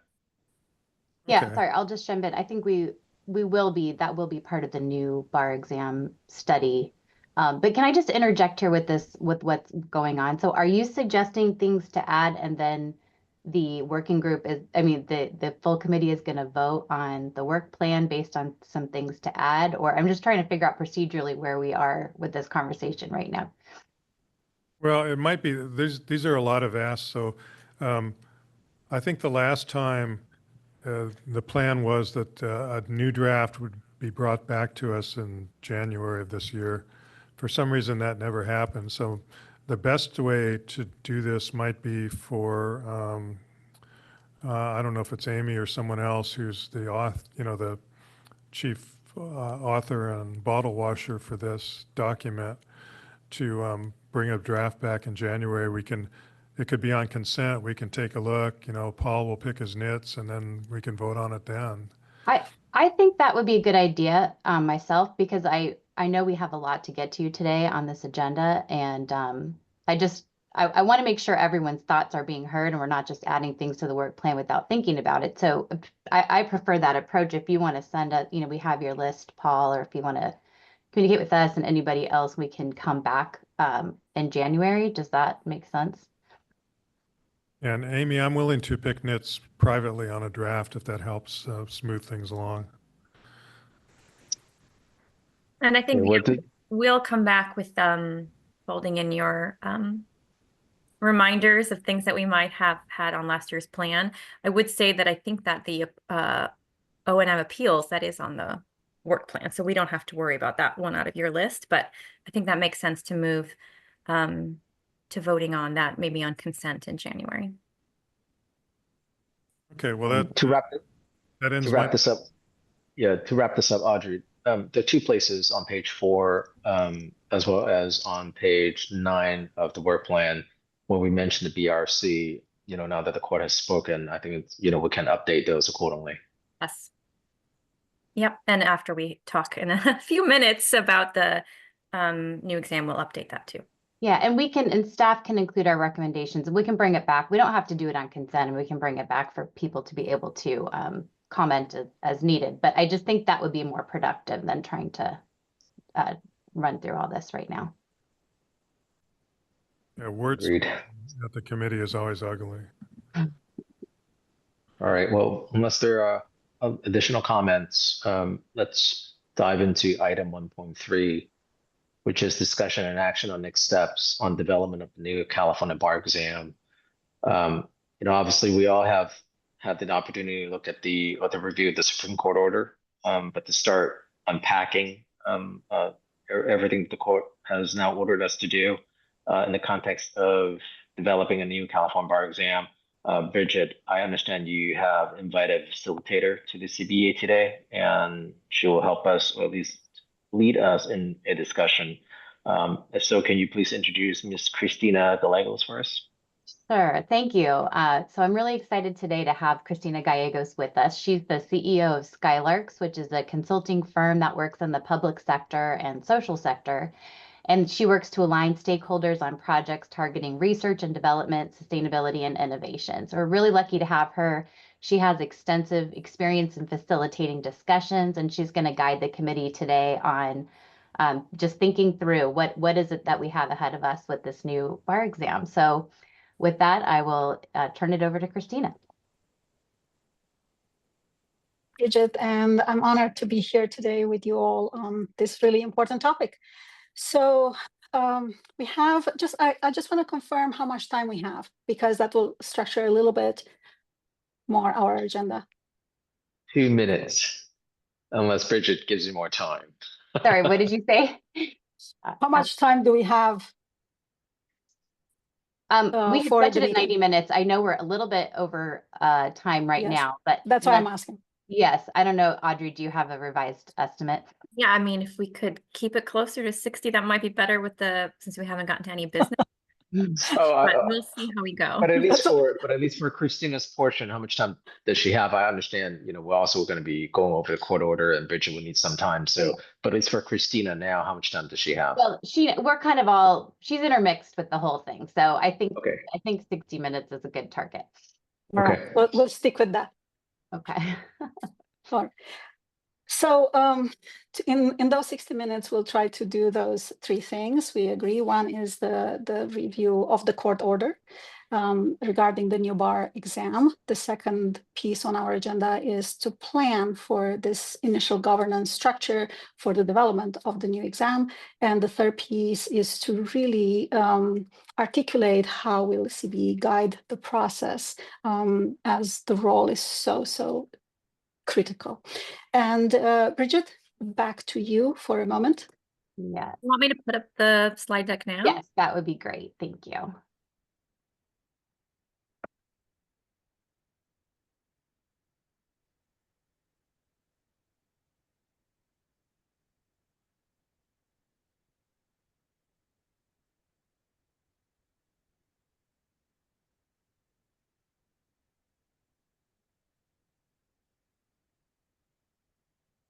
Taking a minute for it to come up, Audrey. There we go. Okay. So as Christina mentioned, what we're going to do is just kind of talk about this exam. How is this going to work with CBE? What is it that you all want to see, and how will you be involved in it? What's important to you? I'll quickly go through the court order, and then we want to have a discussion about what the governance structure will look like with respect to, who will be developing this exam, and how you all will stay in the loop. And then we plan on taking a vote, at least on the initial composition of what this steering committee will look like, and talk about the next steps. The next slide. Okay, so, there you go. Next slide, sorry. So I just wanted to refresh everybody. I think the court order on the new bar exam had just come out right before your last meeting, if I recall right. So these are just some of the key elements I wanted to remind everybody about. So the Blue Ribbon Commission, the court adopted the Blue Ribbon Commission's recommendations on modifying the exam. It listed 12 topics and 7 skills, which I'll go through in a minute. It really focused on a couple of areas that are important and kind of different from the way our existing exam is. So transparency on the topics and rules to be tested, the extent to which candidates are expected to recall such topics and rules or possess familiarity with such topics and rules. They want us to, there's a specific direction to consider new technologies, including AI, for assessing the particular skills, these 7 skills that I'll go through in a minute. An increased focus on assessment of skills along that line, thinking about entry level for practice and not necessarily focusing on rote memorization of doctrinal law. A real emphasis on fairness and equity, and minimizing that disparate performance on particularly certain populations that we see that struggle to pass the bar exam. How can we really address those issues? It did also include a direction to think about bifurcating certain sections of the exam, and whether, if somebody can pass one section, but, not the others, if they can just come back and only take the section that they didn't pass. So that's something to be thought about as we're looking at developing this new exam. And then finally, the order concluded that, with a statement, as you all probably recall, that they really want CBE to be the steward and advisor about this development process to the court. And so that's just kind of setting the stage for what we want to talk about today. Okay, next slide, Audrey. So these are just a reminder, the 12 topics. The first 9, so I just have them on the screen. I don't think I need to go through them, but the first 9 is what the Blue Ribbon Commission had recommended. And then the last 3, employment law, family law, and then the estate planning, trust and probate topics, those are things that the court added beyond what the Blue Ribbon Commission had recommended. So there are 12 subject matters to be tested. And then they added these 7 skills that we also need to be assessing that are necessary for first-year lawyers. And this kind of, to get back to what you were saying earlier, Paul, and this is really where the CAPA study came in as well, I think, is thinking about what is it that new entry-level lawyers should have. So these drafting and writing skills, research and investigation, issue spotting, counsel and advice, litigation, communication, and negotiation. So these are all the things that need to be wrapped up into the assessment of the exam. And really, with respect to these tools, the skills itself is where the court order focused our attention on, innovation and technology for how to assess these skills. Okay, Audrey, next. Okay, so I'm going to turn it over to Alex now to talk about, our preliminary conversations about how we might address this. Thanks, Bridget. So since the last meeting and the court order, I've been working with the staff, Bridget, Audrey, and the like. We have some preliminary conversations and discussions also with the Supreme Court staff about how we might accomplish this, especially keeping in mind our role as the court steward and advisor to the court regarding the development of this new exam. Now, I want to briefly share with you what we have come up with so far as a starting point. Again, the emphasis is starting point, and Christina will then guide us into a discussion about how, about what your reaction is, and if you have any input. Things like, what are we missing? How can the committee stay involved or be more involved? Now, after our discussion, we'll then take a vote as to the proposed composition, subject to, again, the court's approval. And the staff will then put together a proposed charter for the working group, taking today's discussion into consideration, as well as some of the public comments we have received today, and then present it to the board. We'll present it for approval at the January meeting and then to the board subsequently. So with that, Audrey, can you take control of the slides? Maybe this is where the steering committee composition would be a good starting point. So initially, we now have sort of come up with a composition of what that may look like. And here, as you see, the steering committee, would include two members from the CBE and also 1 member of the judiciary, along with people from the EDGE team, psychometrician, a representative from Access Lex, and also a professional licensure expert, an emerging tech innovative testing expert. And by that, we mean people like, AI or similar expert with similar knowledge. And also we would include law school deans, as well as design testing expert and practicing attorneys. On the issue of law school deans, I'm sure, Bridget, you'll touch on that a little later today. The thought process is to have a couple of deans from maybe 1 from accredited schools or 1 from ABA or unaccredited law schools, but I want to make sure everyone has, a seat at the table to provide us with input and comments that would be instrumental to the success of this task force or steering committee. Alex, sorry, I'm going to jump in real quick. I realized on our slide we forgot to add there would be a board of trustees member also on the on there. That's correct. Yeah, we just that is correct. Yeah, that's just an oversight. That's right. I'm sorry. Yeah, One other thing I just wanted to clarify before you move on. So, Audrey, can you go back 2 slides? The other piece that I just wanted to clarify as you're thinking about this, that we've been talking about, is dividing the work into 2 different phases. One phase, this phase 1, and that's what this composition that Alex was just going through, would be kind of focused on the bigger picture policy decisions as far as what the exam would kind of the infrastructure and the framework of how the exam would work. Kind of like what will it be, what kind of format, what kind of assessment tool, How are we ensuring fairness, incorporating all of those things into the phase 1 recommendations?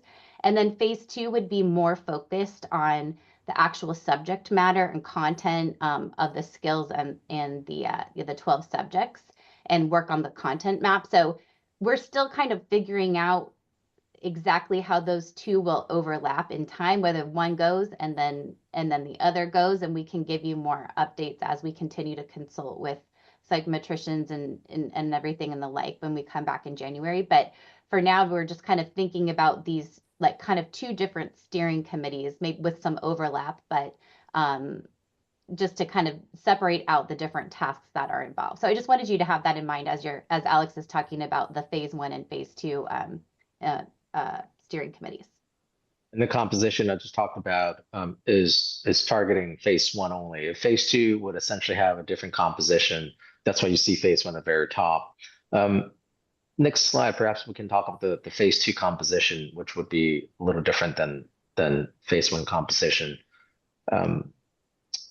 For phase 2, we also have some of the, in many ways, they're overlapping individuals for both, but essentially the voting members would again include the Board of Trustee liaison, also would include the CBE member, and also some of the carryover members from phase 1. We haven't really decided who those individuals would be, but essentially it will be someone there. I mean, once we get to the point, I think we'll convene and talk who those individuals should be.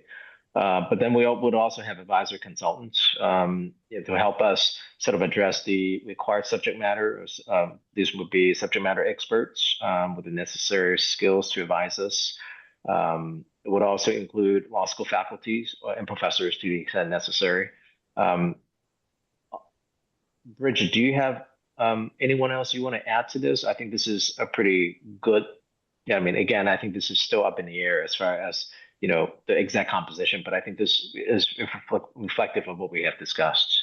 Right. So far, I think our thought was, especially for the, this is just kind of a general thought for now. We want to have a discussion that Christina can go through to think about like who we might be missing from some of these. I think our focus for the moment would be phase 1, and we can talk about kind of the overall timeline in a minute as to why we are kind of moving forward today with at least the getting going on that phase 1 steering committee. Right. So with the composition sort of now discussed, let's talk about the oversight. It is very important that we provide oversight over the steering committee. So let's go through the structure very quickly as far as what ideas we have.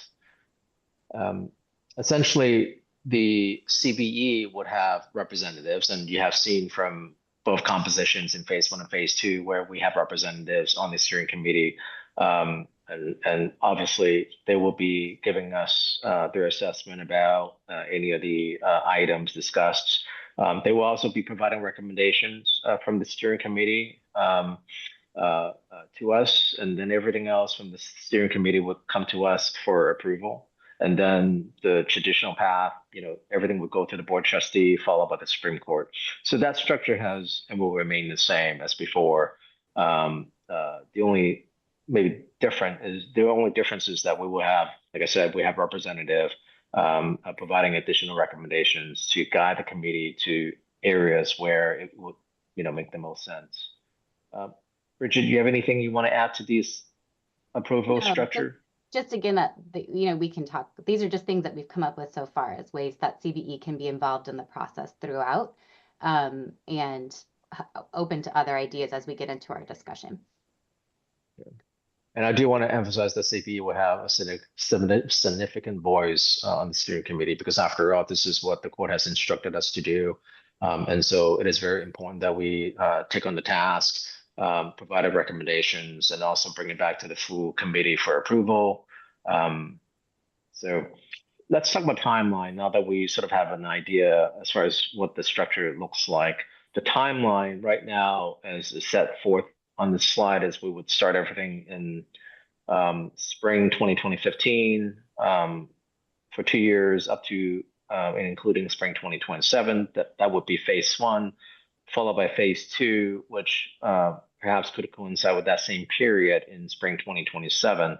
And of course, once all the recommendations been approved by the CBE, ratified by the board, and also approved by the Supreme Court, it will then have to give the public a 2-year notice period as is standard, followed by the final administration and implementation of the bar exam. Bridget, anything you would like to add to this slide? Just that we purposefully omitted here the actual recommendation. So the thing that's going to take time is, the working group will have, the steering committee would do its recommendations and, going through CBE approval, Board of Trustees approval, and then moving to the court and getting court approval. That is all going to take time throughout. So we still need to really nail down and think about how that approval process will work, and at what point these recommendations will be made to the court ultimately, whether it will be in phases also, or whether we make a comprehensive recommendation at the end of both committees' work. So there's a lot of nuance to this timeline that we still need some experts to help us weigh in on, but just to try to keep in mind this seems like a long time, but once you add in all these layers of approval and consideration, we have to build in a lot of time in there. And they will all happen before 2028. That is before we provide the public with a notice. That's where we estimate, the statutory notice to come into play. Right. Okay, with that, I'm going to turn it over to Christina, who will now lead us into a discussion about some of her ideas. Thank you so much, Mr. Chang. So all of you have now got a sense of what the timeline is, what the approval structure is, this 2-phase approach, which quite a few decisions and learnings will happen along the way. But before we dive into some detail, I think the first question to hear from you is, what is important to you about the steering committees, if you will, and how should they engage with CBE? And I think this is a good space for just popcorn feedback on that question. Mr. Chair. Mr. Kramer. Yeah, I was not satisfied with the level of feedback we got from the Blue Ribbon regarding the Blue Ribbon Commission.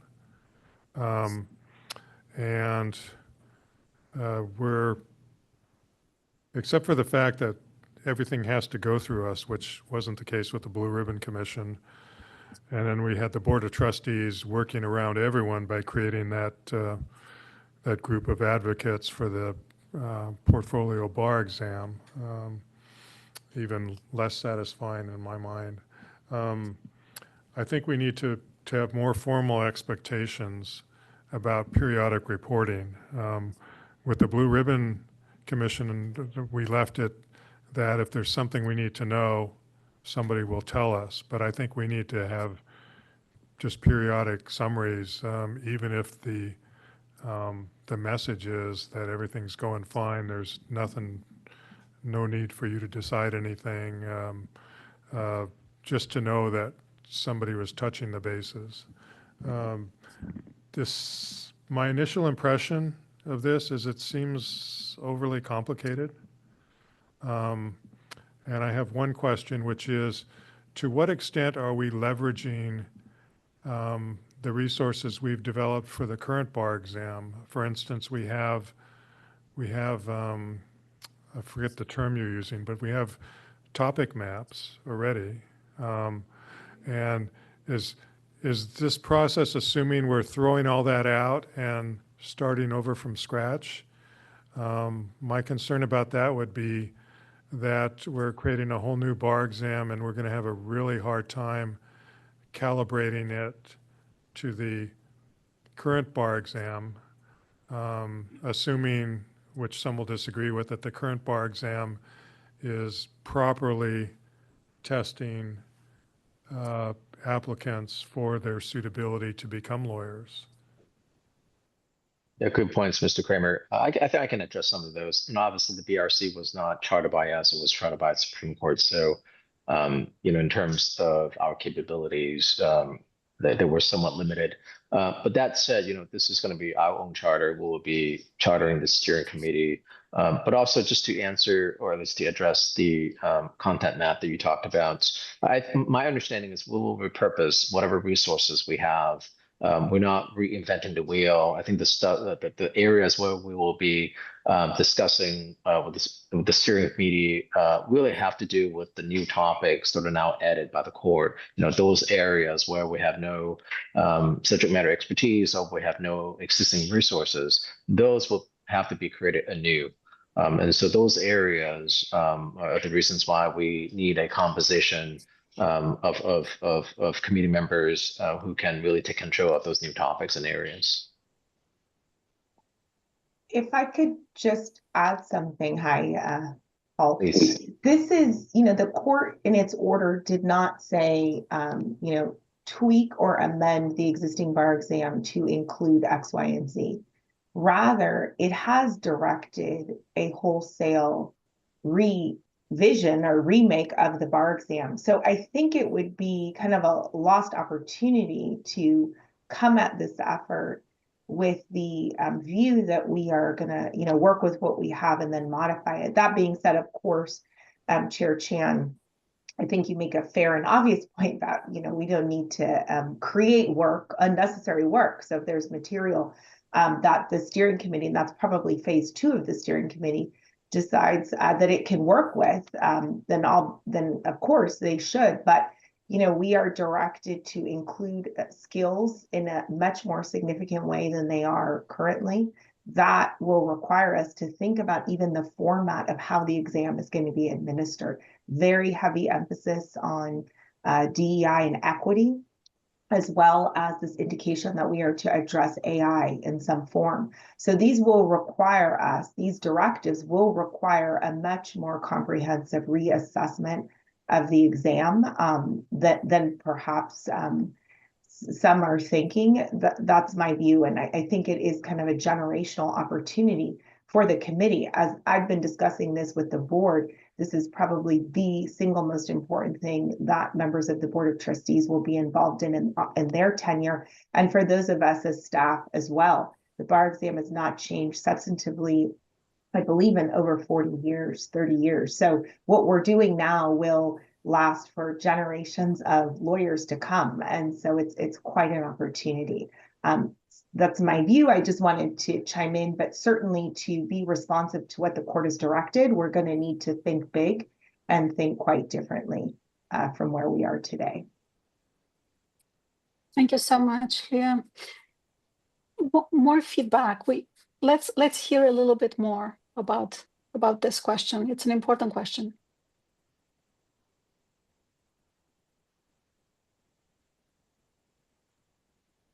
Any comments from any member?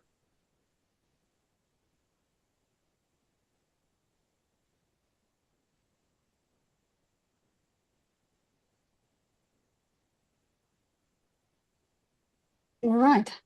I can see raised hands. So someone please tell me if there is anything. And now if we can go back to phase 1 steering committee composition. I think that would be an important slide to look at, and that's slide number 8, please. Perhaps it would be useful for everyone to see that again,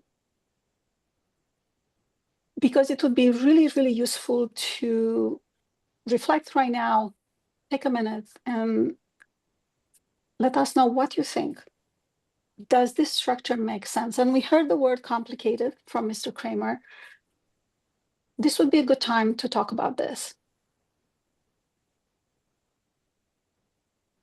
And I would reemphasize that the Board of Trustee liaison would be a voting member, although it's not readily reflected on this slide.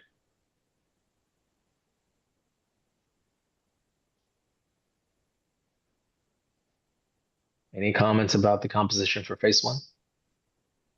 For example, should we add or take out any individuals or representatives from this composition? Justice Macy-Wella has her hand raised, Alex. Please, Judge, Your Honor. Good morning, everybody. I wonder if one of these people should be somebody who has recently taken the bar, right? I think many of us on here have taken the bar, but many decades ago. I know we have one member who more recently took the bar, and my understanding is we have to always have somebody on our committee who has more recently taken the bar. But I wonder if in the voting membership of this, there should be somebody who has intimate familiarity with taking the bar who has just taken it or more recently taken it. So that's my comment.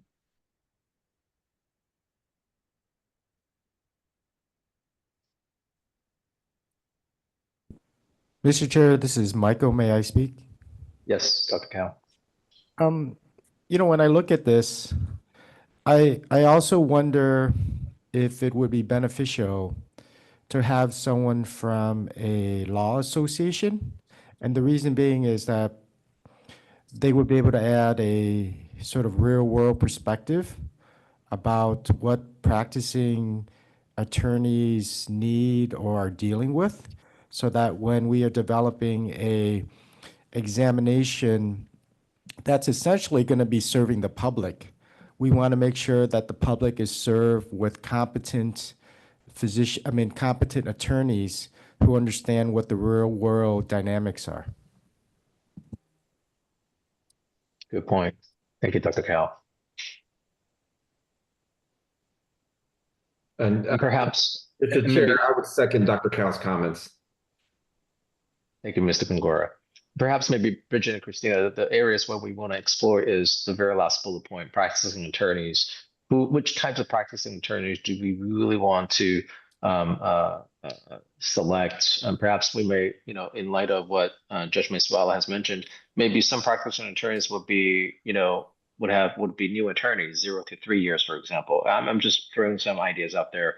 And then other practicing attorneys may be involved in the CLAs or things of the like. Individuals could be part of this group of practicing attorneys. Just something to consider.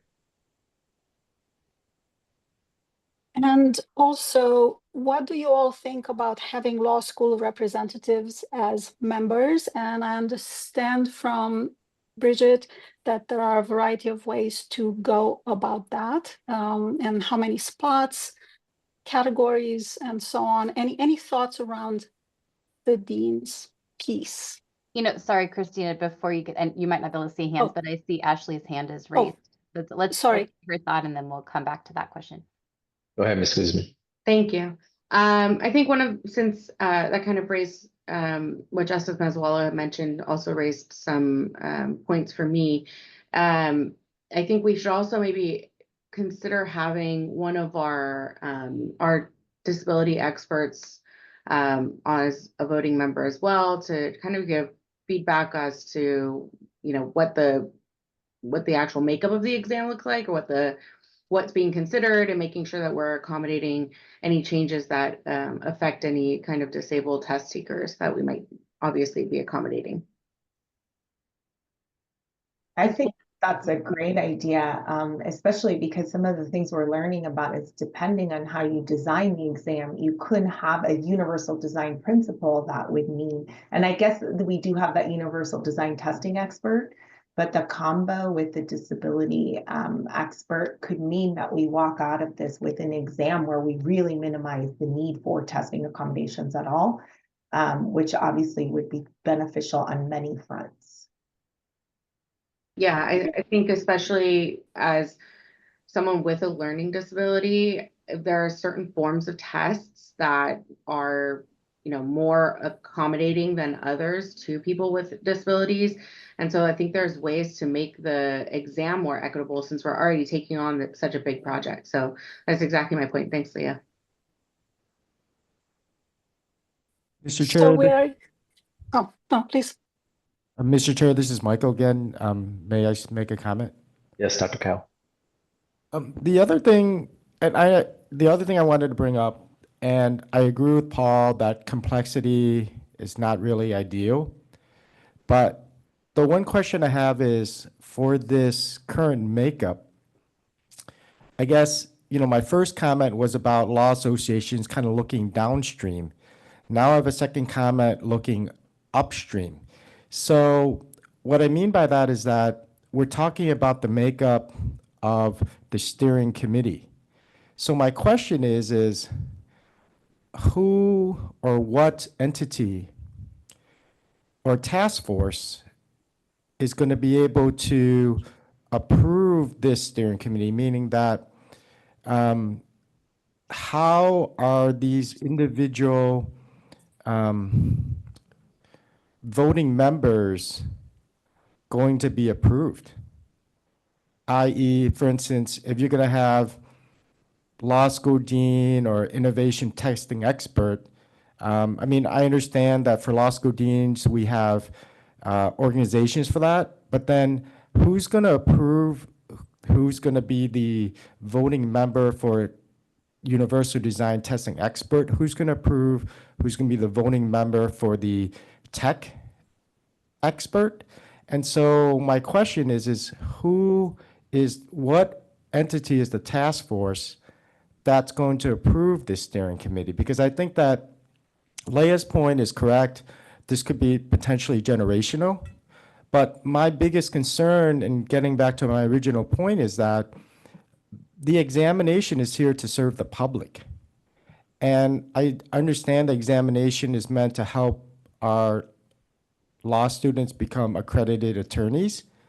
But at the end of the day, we're here to serve the public. So how do we make sure that the upstream is the composition that is going to be relevant for what we're designing?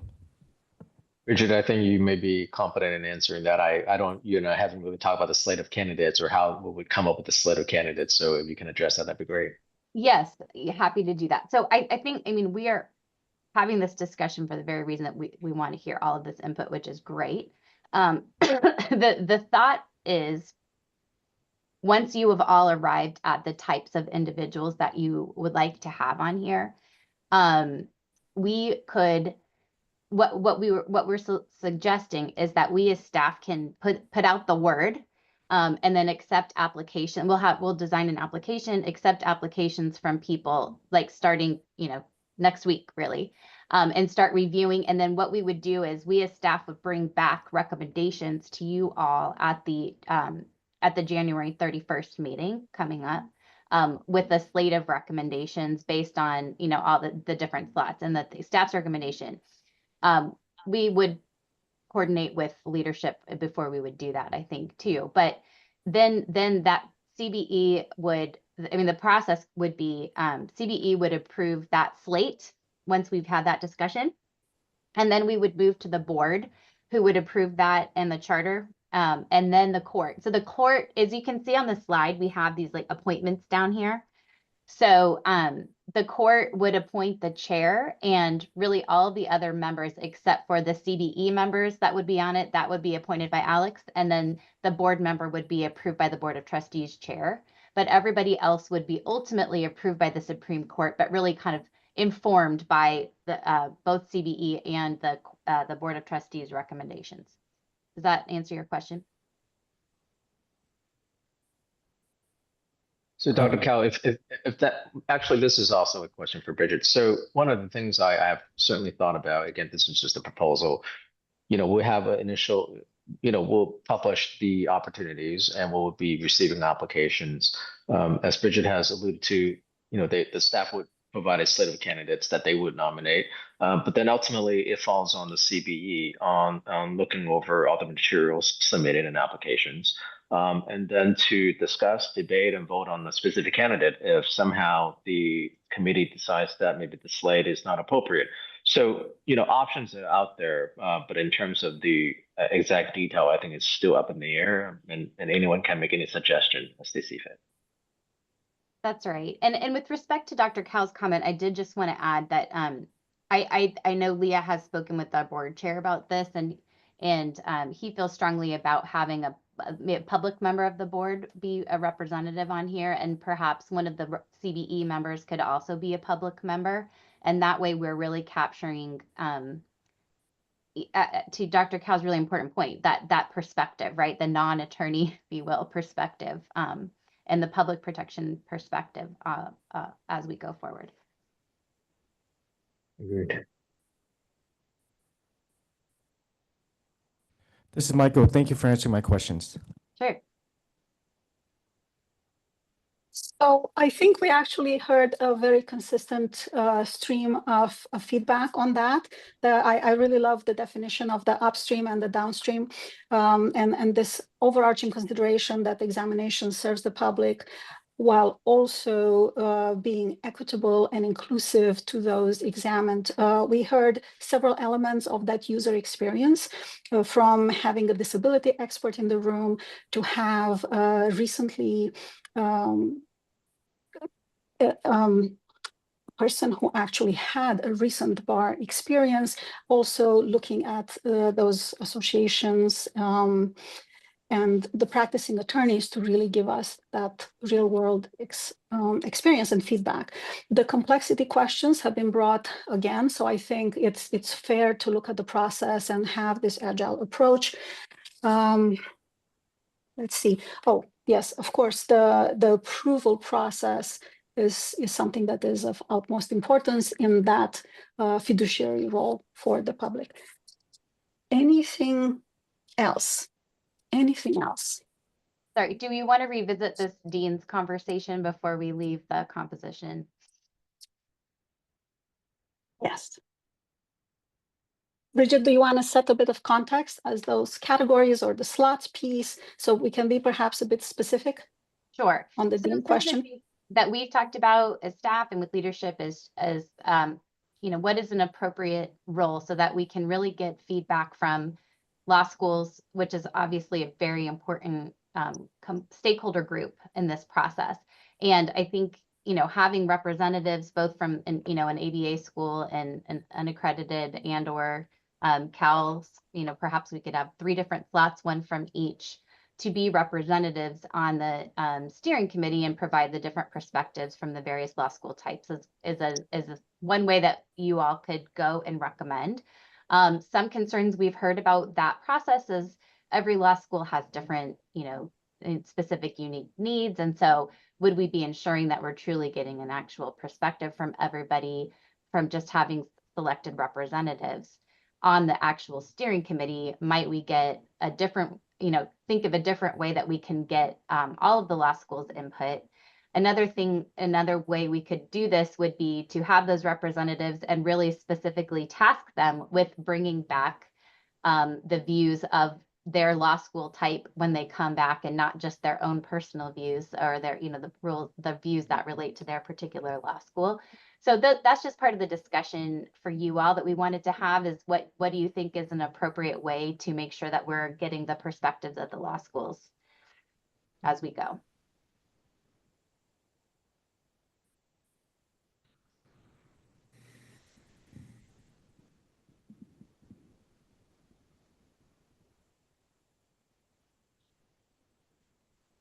Judge Reyna. I think your last comment might be appropriate to have them act as a liaison of sorts to the respective school types. I think that could be helpful. And also for the composition, I know we have maybe only 2 slots available for law school deans. I think one of my proposals is to expand it to 3, given that we have actually 3 tiers of law schools. We have ABA, California accredited, and unaccredited schools. I want to make sure we have, you know, we have given each of those tiers a voice, especially for accredited law schools, for example, where their curriculum may be very different and their resources may be different. Same for California accredited schools versus ABA schools. And so I think it will be incumbent upon us to provide them with an opportunity. Whereas 2, it might be too limiting, but, you know, all thoughts are welcome.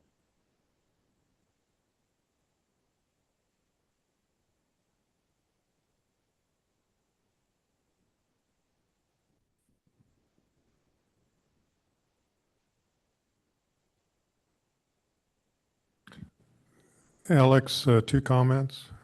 Please, yeah, Mr. Kramer. One, I think this is an especially important place for me to make the point that's in our consensus document, that our representatives on this committee should be representing us, not their own positions or interests, and that's going to involve coming back to us maybe as frequently as every meeting and asking us what we want them to represent for us. Of course, they can make suggestions, but we're not. I'm certainly not empowering them to just go off and do what they think is the committee thinks is right, because so many of these decisions we don't know enough today to even have an opinion, much less one that they can determine without consulting with us. Second, this PowerPoint is not attached to the meeting agenda, so can we get it attached so that everyone can see it? I would have benefited from being able to see this a couple days in advance of the meeting as part of my review. But as I think about these issues, I may want to go back to it just to remember. And I'll ask a second question. I'm a little fuzzy on the divide between the steering committee and then when I guess the group that does the real work of designing the exam takes over. They are two different entities, if I understand it correctly. And the second one would be appointed by or nominated by the first, I guess, and presumably ratified by our committee. Is that correct? Well, there would be some carryover members, but not all members would be part of the second committee for phase 2. Bridget, anything you would like to add? No, just that as the groups go through the process, they would be still coming, their recommendations and for approval would still be coming back to CBE. But with respect to the design, it's kind of a complicated question that I think we still need some experts to help us as we go to answer how exactly this is all going to look and how that will work. But certainly it will all be recommended from the committee and then or to the committee to be voted on as we move forward with all the various levels of approval. That's right. And we'll have subject matter experts for phase 2, which are not part of the phase 1 program. Mr. Chair, this is Michael. Please, Dr. Cow. I wanted to clarify, because I'm not sure if I missed it or not, was that what is the timeline for the appointments of the steering committee? Meaning that we're talking about it now. I'm sure other committee members want to give it thought because this is a lot to digest. Second is, what is the application process? Because Bridget, you had mentioned bringing this back in January, and January is just a few weeks from now. Holidays coming up. I mean, that's quite ambitious, to be quite candid. And so I'm just trying to figure out what is the timeline, because I think that we probably want to give it some more thought and then be able to give you more thoughtful kind of, what we think more. Because just a pause point is that we haven't seen this presentation until just now. So these are probably just raw thoughts. And so I'm just trying to figure out what is the timeline for the development of this steering committee. I think the expectation is after today's meeting, we'll give staff the instruction to go and open this up for application. So there would be an application period where we receive other materials. The staff will review all the applications and then make their recommendation to us, presumably by end of January. That time period is pretty ambitious. And Bridget, by all means, chime in if you like. But if the committee believes that we need more time to consider the slate, again, the staff will provide us with their recommendations, but we as a committee would still need the time to review, applications for all the nominees and candidates. And so that perhaps would also take a few weeks, if not a month or two. But Bridget, let me know if you have other thoughts as far as, what that period may look like. Sure. Well, I do understand that it's ambitious, and let me explain why I do feel that having the committee's vote of the phase 1 slate of members at the end of January would be important. And that is because we need to get the board's approval before we would send it to the court, and the board meets in February, at the end of February, and then we would need the court's approval. And so if you think about the timeline of when they would get started, if the committee waits to vote on the slate until it's, say, March meeting, then the board would not be able to consider it until its May meeting.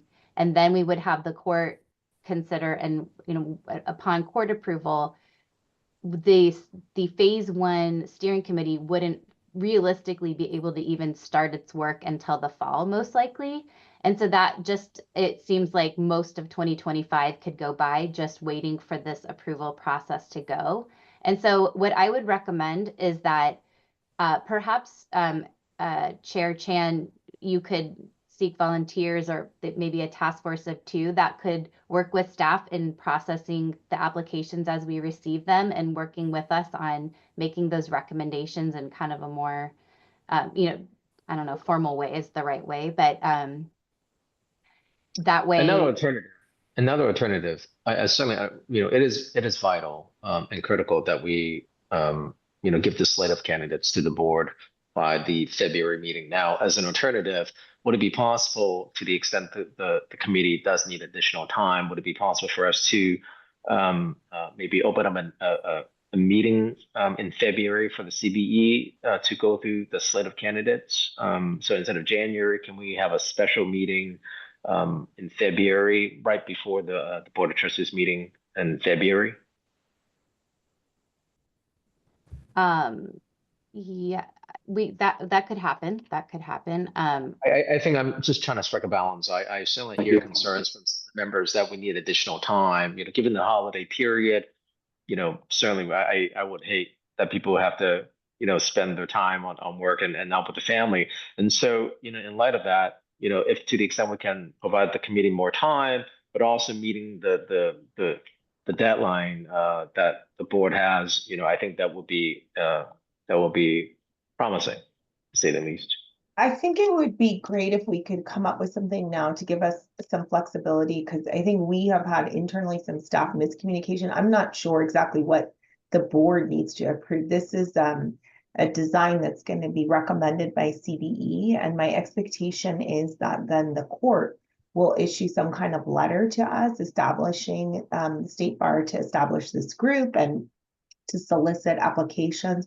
And then the Supreme Court is doing the vast majority of the appointments.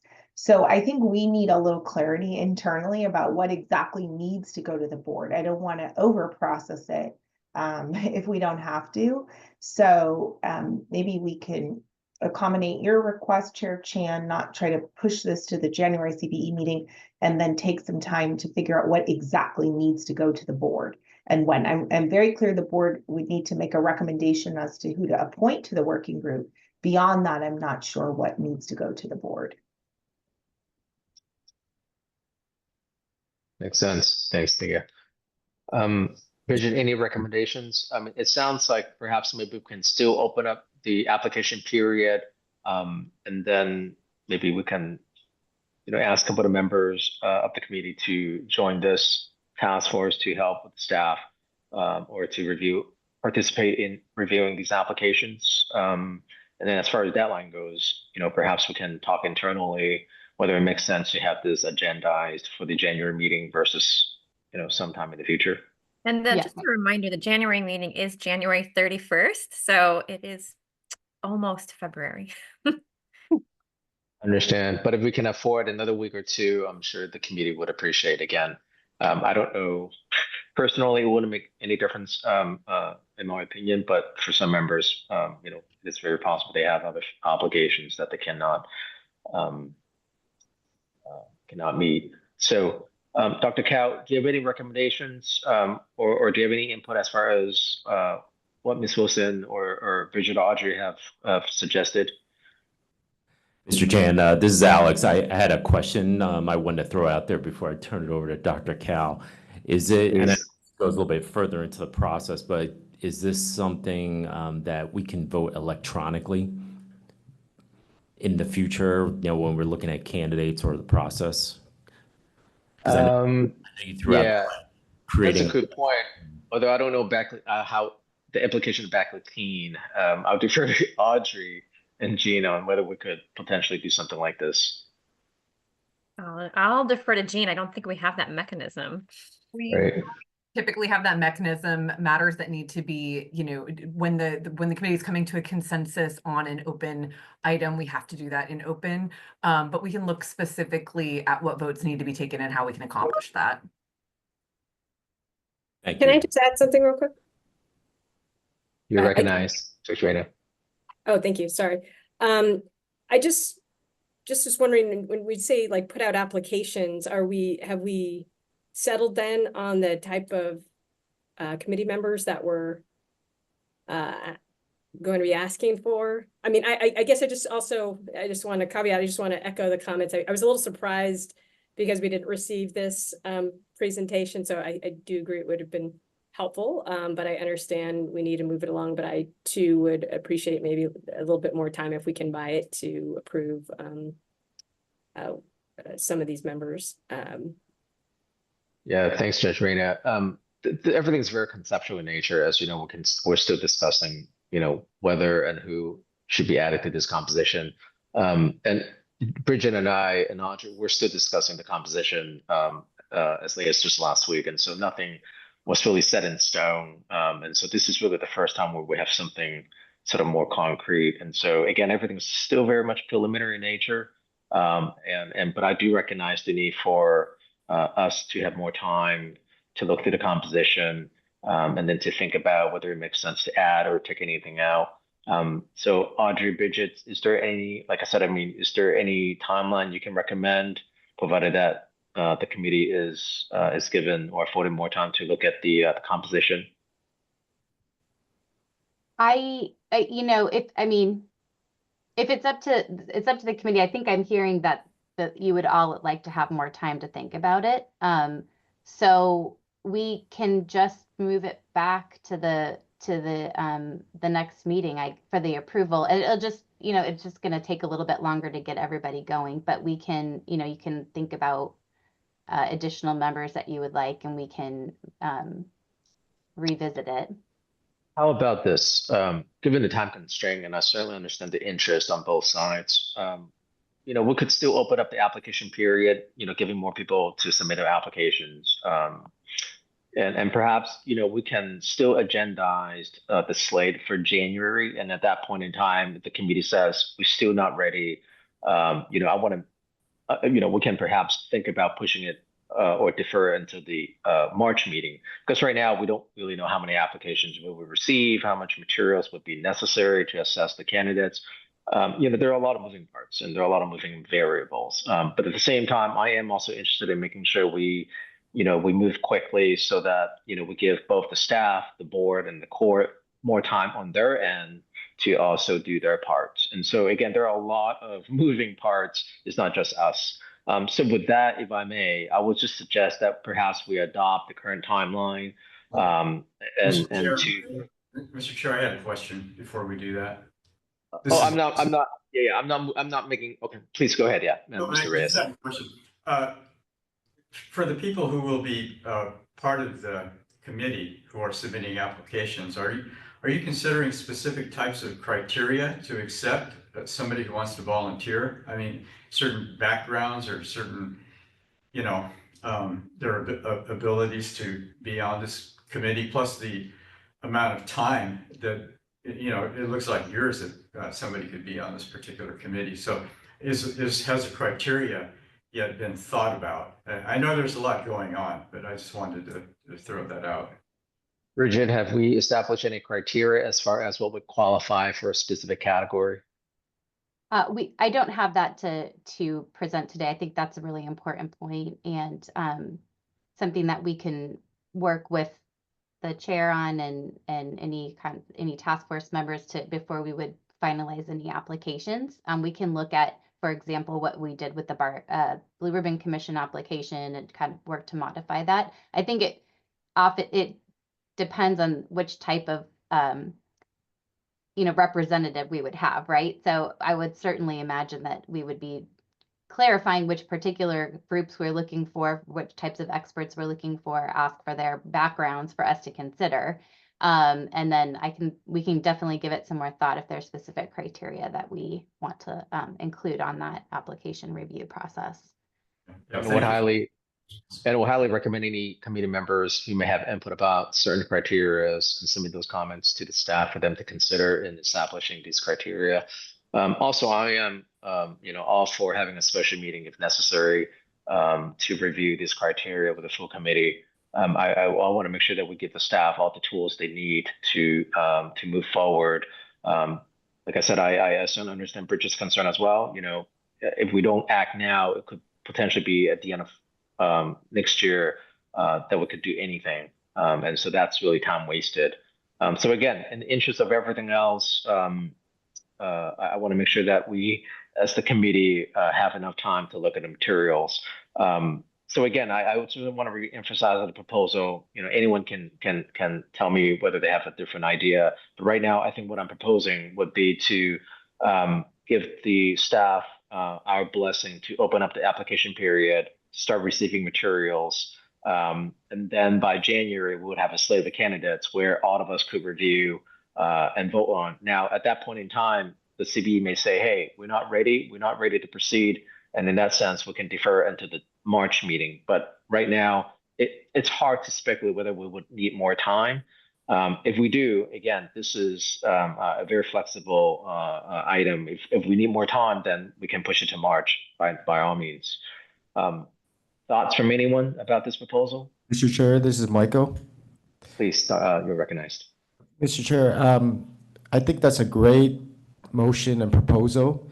I would only like to make a comment, if we can make a friendly substitution. That motion is that if we can also develop exclusion criteria as well, because we need to also think about that. But otherwise, I think I would second your proposal. That makes sense to me as well. To the extent any member has any exclusionary criteria, I'm sure the staff would consider them in full. Am I right, Bridget?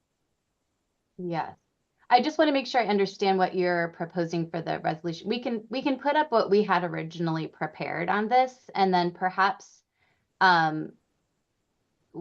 with the addition of the discussion today, Devin, do you want to share the screen with that first resolution? I've got it. And then we can think about perhaps adding some language that we, making it like an initial preliminary composition to seek out applications, but the committee may decide to add additional or, to revise this going forward.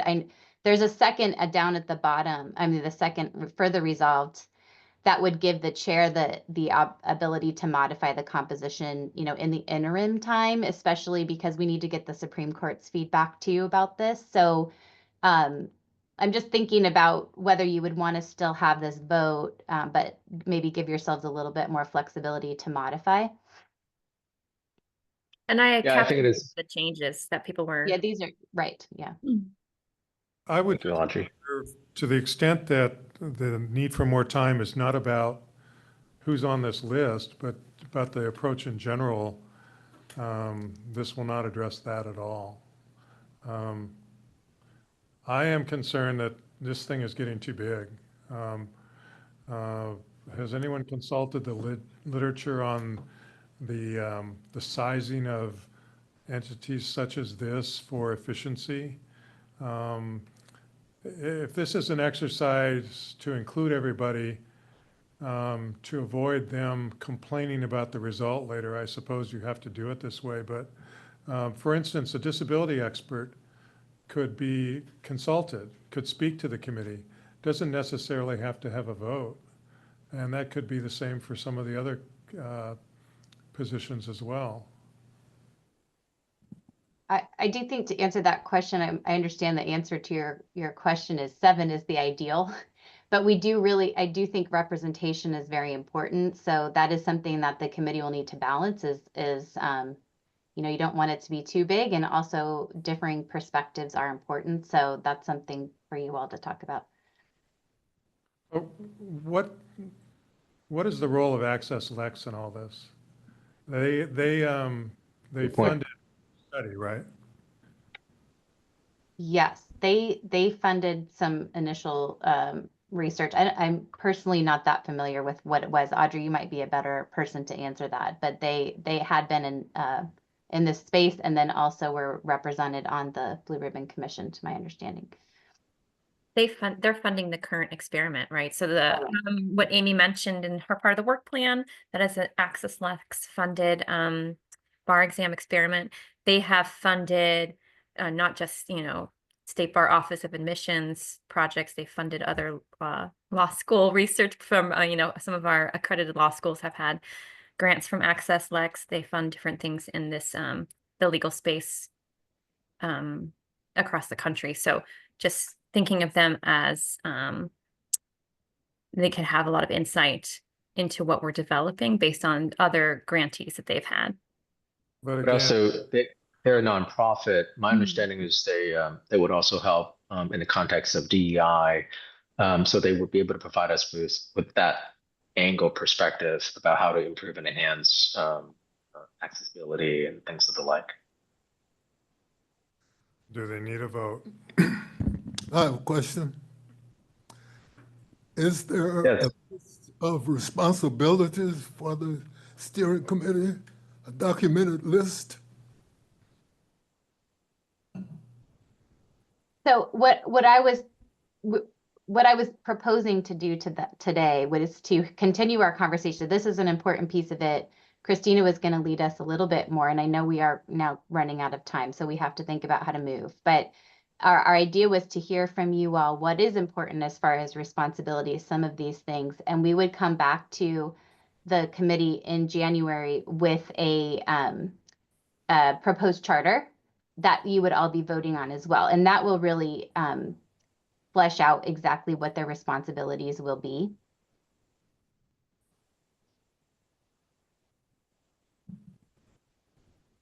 So I think in the interest of the conversation, this is actually a fantastic exercise because most likely through the end of this project, you will hit this type of situation over and over again, right? Where there are so many uncharted white spots on the map, right? Because as Leah said, this is a huge opportunity, and huge opportunities come with this dynamic where we have to make decisions on, do we do this first or do we do this second? So please remember what happened today, and let's see the blueprint inside it, right?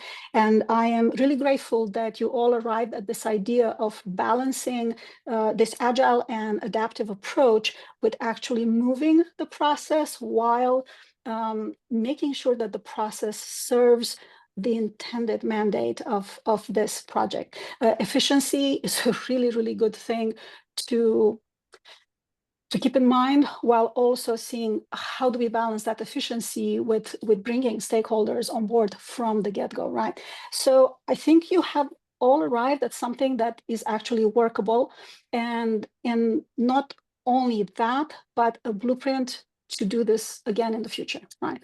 So we'll have those parallel processes that are happening. We try to keep January 31st, if not possible. We'll put some extra time in February, perhaps. In the meantime, scrutinizing what the roster and the slots are and seeing, do these people need to vote or they don't need to vote, or do we need something else, or do we need different partners or new partners? I think it will give you ultimately the optimal pace, right? And having that grace with the process will really make you feel good about what comes out of it. We have 4 minutes to our 60 minutes. What is a really important piece to do in those 4 minutes? Maybe what's next? What is the next step from here? Because there are a lot of pieces on the agenda that we actually did not get to. You know, I would suggest perhaps rather than trying to take a vote now on something that I'm sensing people are still wanting to think about, that we bring this back, and when we can bring the charter back, and we can bring back a composition after people have had some more time to think, and we'll just do that in January. So I propose that we use this time to talk about some of the other questions you had teed up, Christina, about technology, if people have thoughts about how do we incorporate this directive of technology, how do we incorporate this directive of minimizing disparities, these kind of bigger picture questions. And of course, anything that you think the responsibility wise, things that you want to see from the steering committee that will guide us in drafting a charter for you to consider. So Christina, do you want to lead that conversation? Yes. I think one of the most central question, right? Because yes, they will have responsibilities, they will be vetted and approved. But an important piece is for you all to think about, given that phase 1 is about policy decisions, if we keep with that structure, and phase 2 is about assessing minimum competence on those 12 topics and 7 skills, what do we need to provide the steering committee with to enable them to be successful during those phases of work? And of course, we might not actually know that, but how do we create that space to give them what they need, right? Assuming that perhaps we don't even know right now what they might need. So any thoughts about tools or ways in which CBE can support the steering committee in those processes? Any thoughts about that?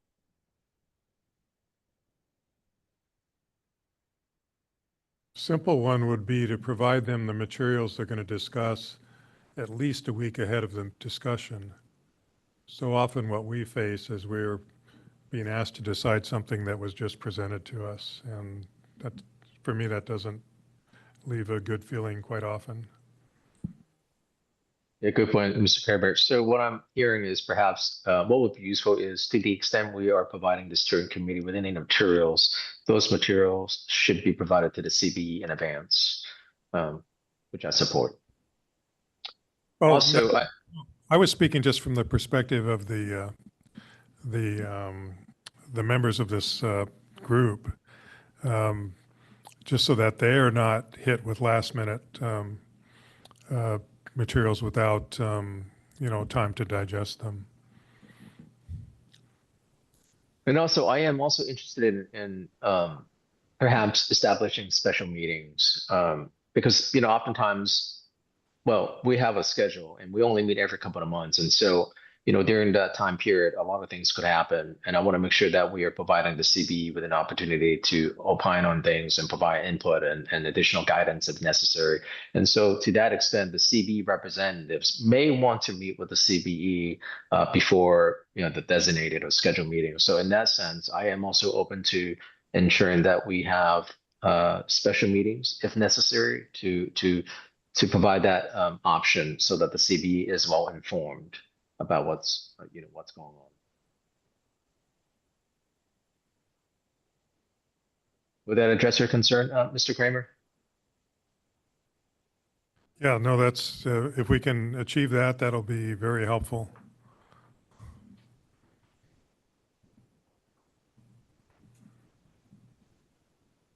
Any additional comments, inputs? I guess I'll just suggest that the staff can be, because staff is staffing this, right? Or admission staff. So you can be starting to gather materials while you're waiting for this entity to form, the historical materials that were presented to the Blue Ribbon Commission. That's going to be fair effort just to begin with, and get ahead of that so when the group is formed, that you can immediately deluge them. A final thought, make sure that everyone knows the time expectations for this because, life can overtake them even if they have that information going into it. But if they thought they were just going to come to a meeting once in a while and not have prep duties, for instance, that'll make their participation less effective when they find out otherwise. Agreed. And Bridget, Christina, would it be possible for the committee to receive a copy of today's slide deck? Because I've heard some concerns that they really haven't had the time to look at the composition. So I want to make sure that people have the materials to review during the holidays. Is that possible? Yeah, For we'll send sure. out the deck and the proposed resolution that we had with the modifications from the committee today, so everyone can review what we need to consider at the end of next month. Very well. Do we have time for one more question? Go ahead. Right. So if we think of both the spirit and the letter of the court order, specifically the focus on minimizing disparities and bringing new technologies, AI and other tech into the exam development, creating that space for the steering committee to do the work on that is really, really important. And yes, we will have experts on those pieces, but any other elements that you can think right now, again, knowing that there is a lot of white space.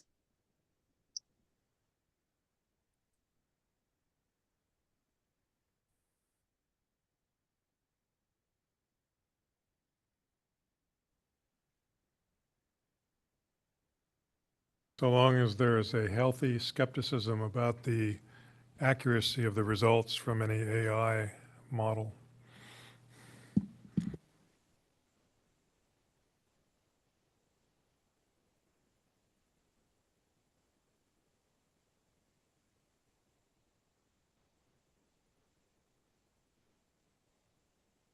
Well, I don't know if there's anything else, Christina. I wanted to thank the group. It's really clear to me that we were attempting to move a little too quickly. So point made and point heard. And I think this is a multi-year effort. So certainly there's room to push back this initial step by a couple of months. I don't think that's going to undermine the whole effort or the timeline. And so we've heard that. And I think there's been great feedback about some questions about the composition.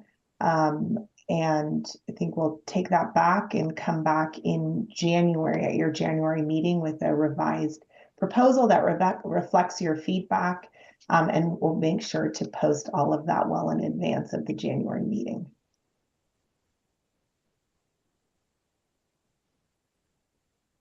Julia. I believe this concludes item 1.3. Am I right, Audrey? Yep, it's on to 1.4. Yes. Right. Thank you. I do want to thank Christina for your time and everyone for your really thoughtful comments. And we definitely have been taking good notes, and we'll come back to you with more information. Thank you. It's been an honor. Thank you. Thank you, Ms. Gallegos. Item 1.4 is the memo regarding the moral character determinations in Israeli-Palestinian campus protests. In response to widely publicized campus protests at the May 2024 Board of Trustee meeting, Chair Brandon Stallings directed the staff to review how an applicant's involvement in political protests could affect their moral character determination. An internal working group was formed between the admissions and the Office of Professional Competence. And the internal group's memo has since been posted to the agenda. In light of the public comments received, we want to emphasize that the staff reviewed the existing case law from the California Supreme Court and the US Supreme Court, and the memo provides an overview of this case law. No new policies or practices have been implemented. Instead, the working group, based on my understanding, suggested that the state bar staff and the CBE continue to consider these protest-related activities on an individual basis and in the context of moral character determinations in a manner that is consistent with relevant state and federal legal precedents, while respecting an applicant's First Amendment rights and always considering these specific facts while relevant to the individual applicants. With that said, I understand that we have one public member who would like to comment on this agenda item. Although the public comment period has now concluded, I will exercise my discretion and allow this public member to provide us with his comments outside of our designated public comment period. Devin, would you please promote Mr. Kago into the panel? Yes.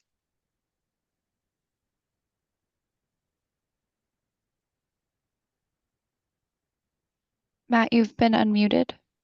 Thank you. My name is Matt Cagle, and I speak on behalf of the ACLU of Northern California. Thank you to the chair for reopening public comment. We submitted a written comment, which I understand has been distributed to the committee. And today we urge the committee and the state bar to reconsider the approach articulated in this memo, which is attached to this item 1.4. Protests and civil disobedience have been the backbone of American social movement since this nation's founding, and they remain vital to the health of our democracy today. Revolutionary colonists at the Boston Tea Party, women suffragists marching on Washington, civil rights protesters staging sit-ins in the South, and anti-war movements on college campuses tell our country's story. Bar examiners can already consider school discipline, civil lawsuits, criminal arrests, and prosecutions regardless of whether they were related to protests or anything else.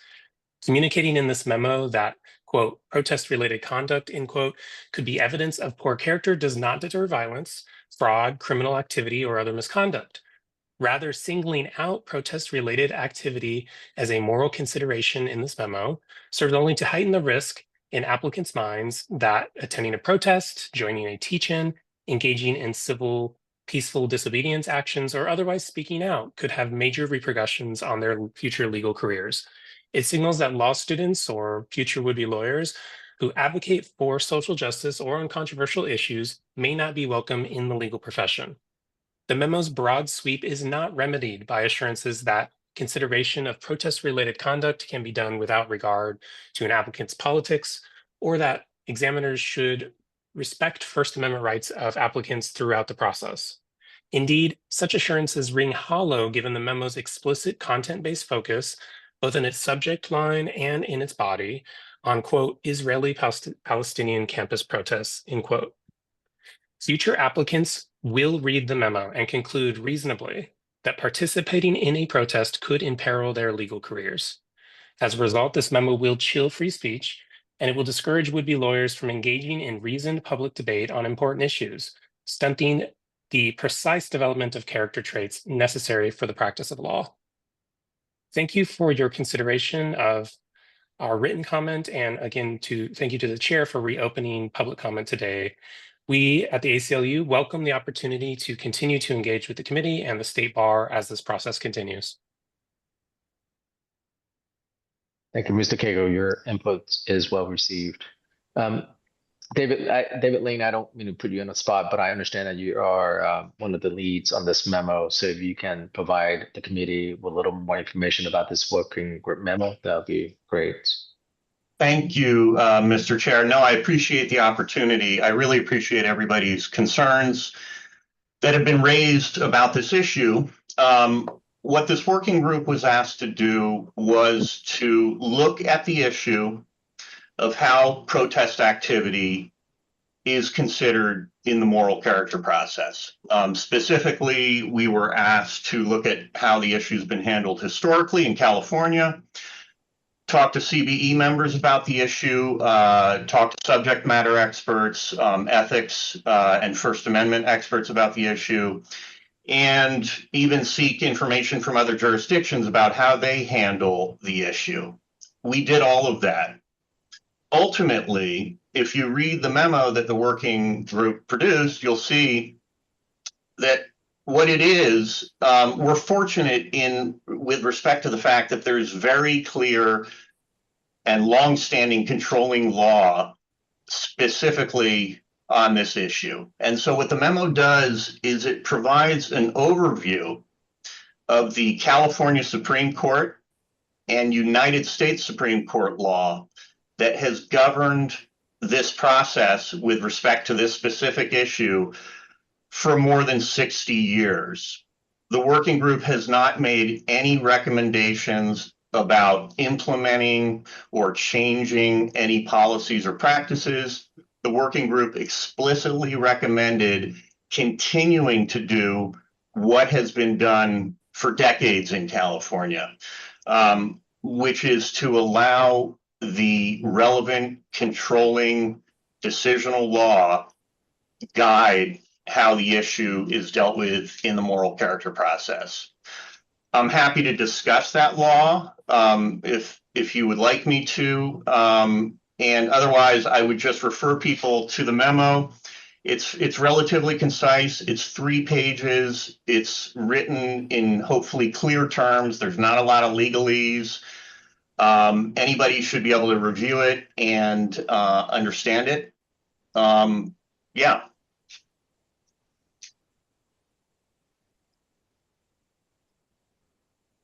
Any input from any member of the committee? This is Alan. Please. I think it's really well written. I'm wondering if we're not bearing the lead a little bit, which is that, like any other moral character determination, these will be considered on an individual basis. I wonder if we can move something like that up to the front. Yeah, I think that's an important point. You know, whenever there's a blanket question about how moral character determinations are approached, that specific issue makes the answer a little complicated, because every set of facts with respect to every individual unique applicant is by definition different, and all of those facts are considered with respect to any issue, not just this issue.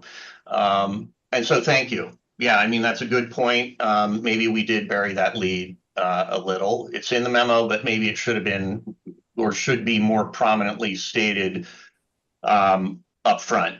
And, you know, I'll add sort of maybe along those lines also that the working group is not recommending, nor does the State Bar currently require, any applicant to even disclose participation in a protest.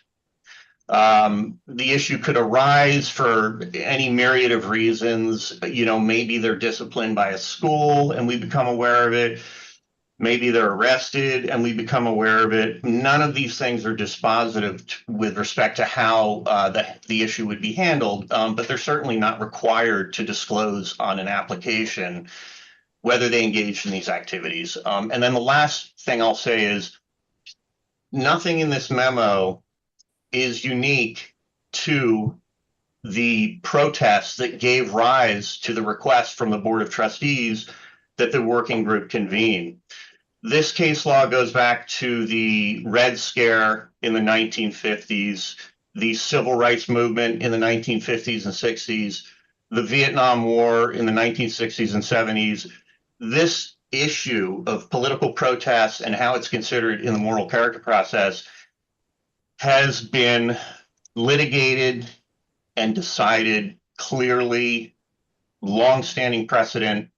The specific substantive nature of the protests is irrelevant. The political expressions or speech of people involved in protests are not considered in the process, and the U.S. Supreme Court has made that very clear. If I can make one clarifying point, I think, and I see Kareem's hand raised, is that, you know, applicants wouldn't even be required to disclose an arrest unless there was a conviction or they pled no contest or guilty, or the matter was currently pending. And so if there was an old arrest related to a protest, again, they would not even be required to disclose that to us. Ngora, you're recognized. Thank you, Mr. Chair, and David, and to the work group. Just want to thank you on kind of navigating this request. I'm not going to lie, it made me a little nervous to kind of see what the outcome would be, just because of all the political climate and some of the articles that came out regarding this conversation. So definitely happy to hear that we've essentially reaffirmed our standing practice. But I do agree with my colleagues, Alan's recommendation that we showcase the recommendation a little better. It's kind of embedded into the memo. And so overall, just great work. Thank you. And also thank you for the additional clarifications from Tara about some of the ways that I've been in the moral character process, so I understand how these things would be received and kind of what opportunities even the applicants have to kind of provide their perspective and also provide their candor when it comes to these requests. And so just wanted to provide those comments, and then also thank you for your guys' quick work on this. Thank you, Chair. Thank you, Mr. Ngora, and I echo what you said. And for the benefits of the public, as the chair I want to emphasize that the state bar's existing standards already ensure a case-by-case review of each applicant, considering their actions within the context and not isolated incident of the relevant state and federal law, while withholding the First Amendment rights. Now, the working group, and I think we have heard this from David Ling and Tara, they concluded that the standards are appropriate and no new policies or practices are necessary regarding the impacts of political and social protests on applicants' moral character determinations. But again, we will continue as the full committee to engage stakeholders on how best to improve our moral character determinations. And so Tara and David, please continue to keep us posted on any new development and anything that require our or the Board of Trustees' attention in this context. I have a Alex, question. I think, yeah, Larry had a comment. So if somebody gets busted for, blocking traffic, unlawful assembly, something, that's kind of stuff that happens with these things.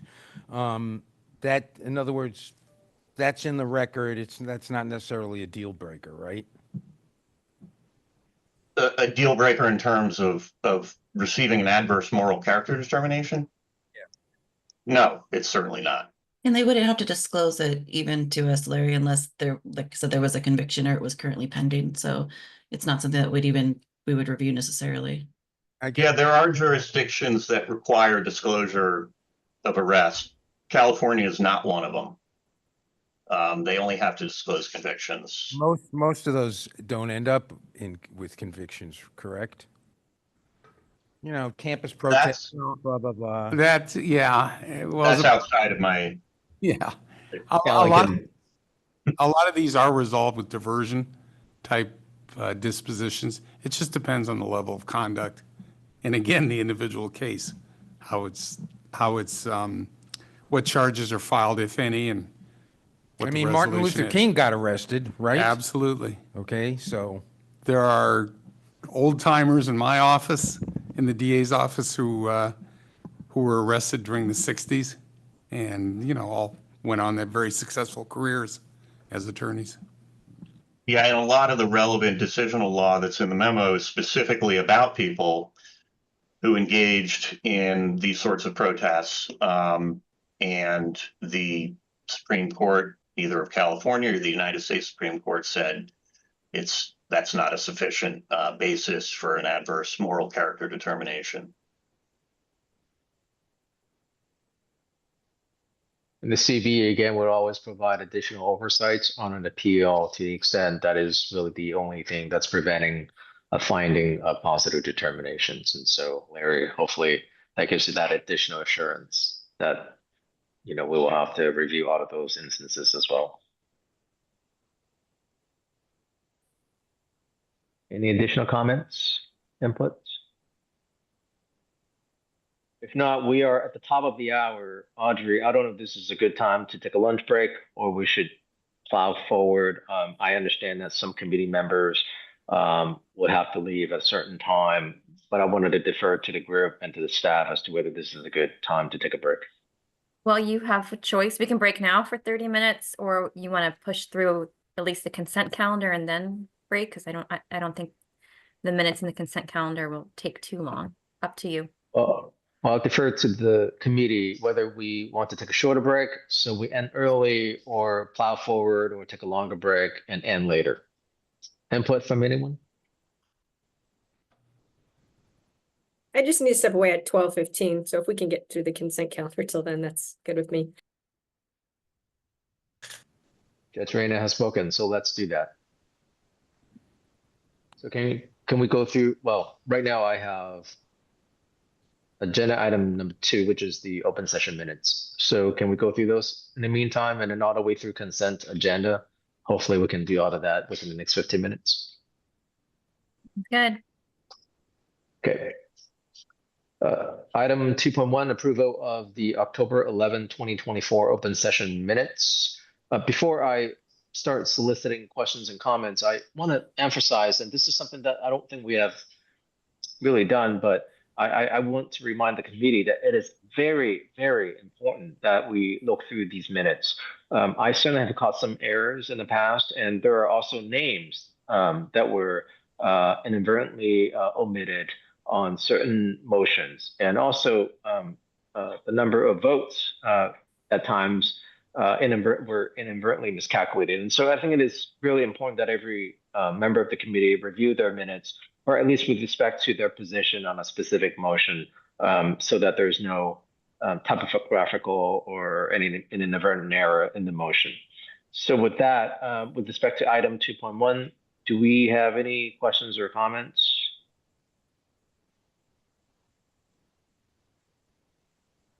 This is Michael. I'd like to make a motion to approve the minutes for October 11th, 2024.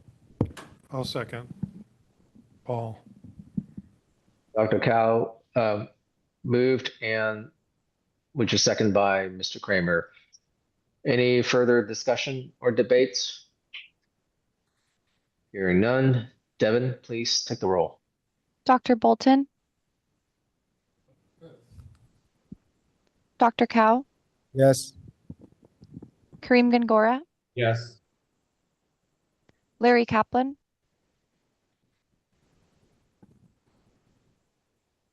Paul Kramer? Yes. Alex Lawrence? Yes. Esther Lynn? Justice Masiwala? Yes. Bethany Peak? Ashley Silva Guzman? Abstain. Judge Reyna? Yes. Vince Reyes? Yes. Alan Yokelson? Yes. Alex Chan? Yes. With 10 yeses and 0 nos, the motion passes. Thank you, Devin. Item number 2.2, which is the approval of the amendment September 1st, 2023 open session minutes. I understand that the meeting minutes mistakenly recorded the vote as 13 yeses, although the correct names are listed. Is there anything you want to add, Audrey, with respect to that error? No, it was correct, I think, in the video recording, and a member of the public alerted us that we needed to correct it, and so that's what we're doing now. Great. And again, the minutes have since been amended to reflect the correct number of ayes. And again, this is the reason why we need to put additional effort to ensuring that the minutes are, or at least the minutes accurately reflect the actual names and then number of votes. With that, any additional questions or comments on this item?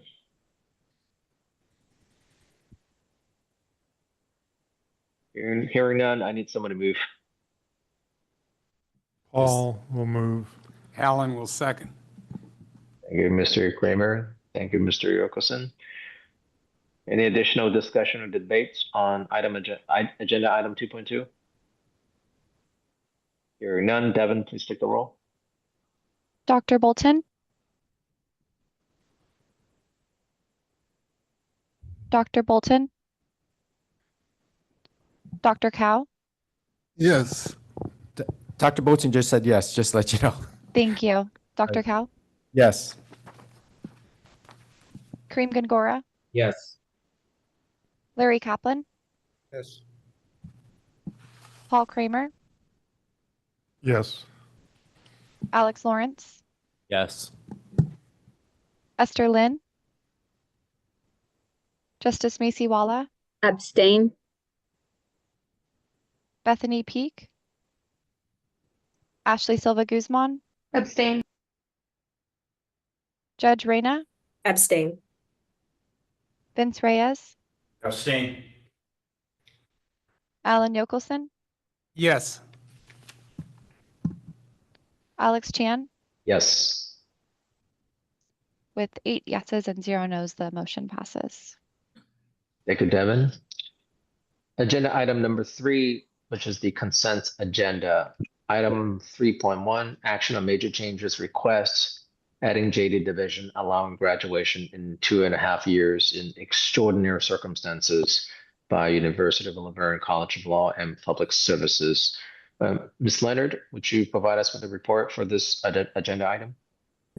Chair Chan, of course we can do so. It's on the consent agenda, not set for discussion. So up to you. Do you wish for me to proceed?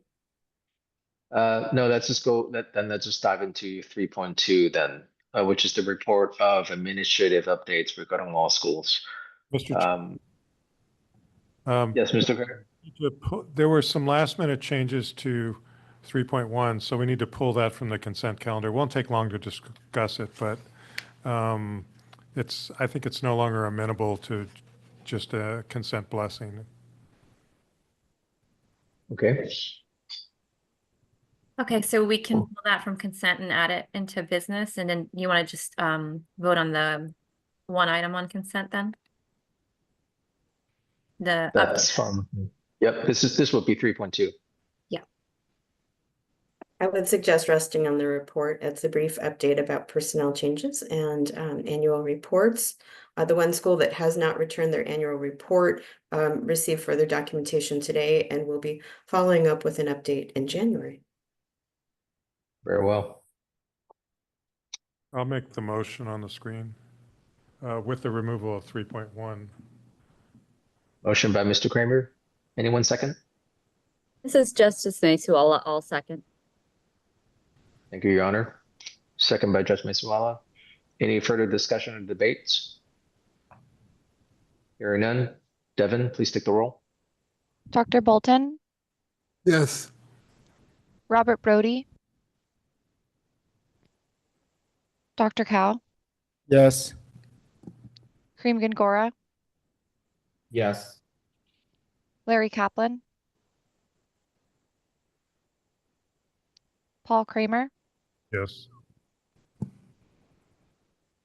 Alex Lawrence, Yes.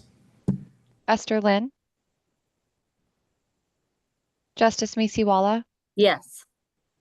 Bethany Peak, Ashley Silva Guzman, Yes. Judge Reyna, Yes. Vince Reyes, Yes. Alan Yokelson, Yes. Alex Chan. Yes. With 11 yeses and 0 nos, the motion passes. Thank you, Devin. So this is a good break point. Stretch your legs, grab a bite. We can resume in 30 minutes. Would that be enough? Sounds good. So back at 12:40. 12:40, yes. See you all. Thank you.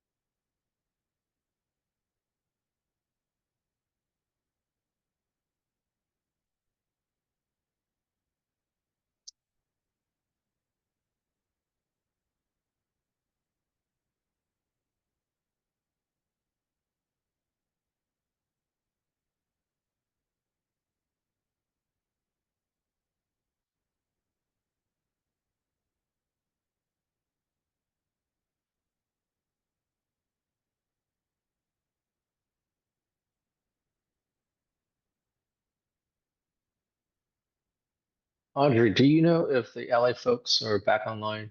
Your camera is still off. I think we'll have to turn their camera on. We'll have to turn their camera on and ask them, or maybe they hear us now and they can just tell us.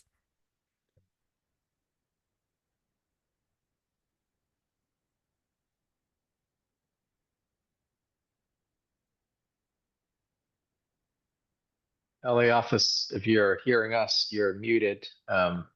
Someone can be so kind to turn the camera on to let us know you're here. That would be great.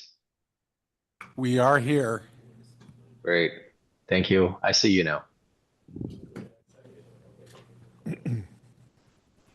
Alex, since we pulled an item off consent, can we do the ed standards business items first and then Amy with the chapter 6 guidelines? Which item is this? I mean, we're on agenda item 4 now. Yeah, but we pulled the Laverne item off consent. So I'm That's saying right. go to ed standards first to do Sure.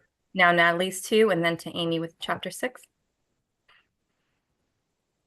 So you want to talk about Laverne first? Yeah. Does that work? Yeah. Works for me. I'm the one that pulled it off the consent agenda because on the basis of the item that was posted maybe last Friday, I had a couple of corrections I think we needed to make, but I've been informed by Natalie that a updated item was posted on Wednesday that I didn't know about. And that makes the corrections I have. So I think we can treat it as a consent item at this point unless somebody else has some issues.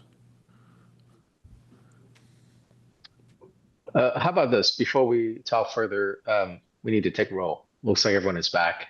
I think we need to first.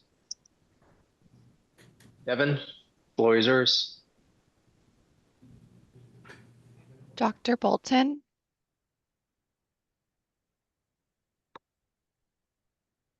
Dr. Bolton, Yes. Dr. Cow, Yes. Alex Chan, Yes. Kareem Gangora,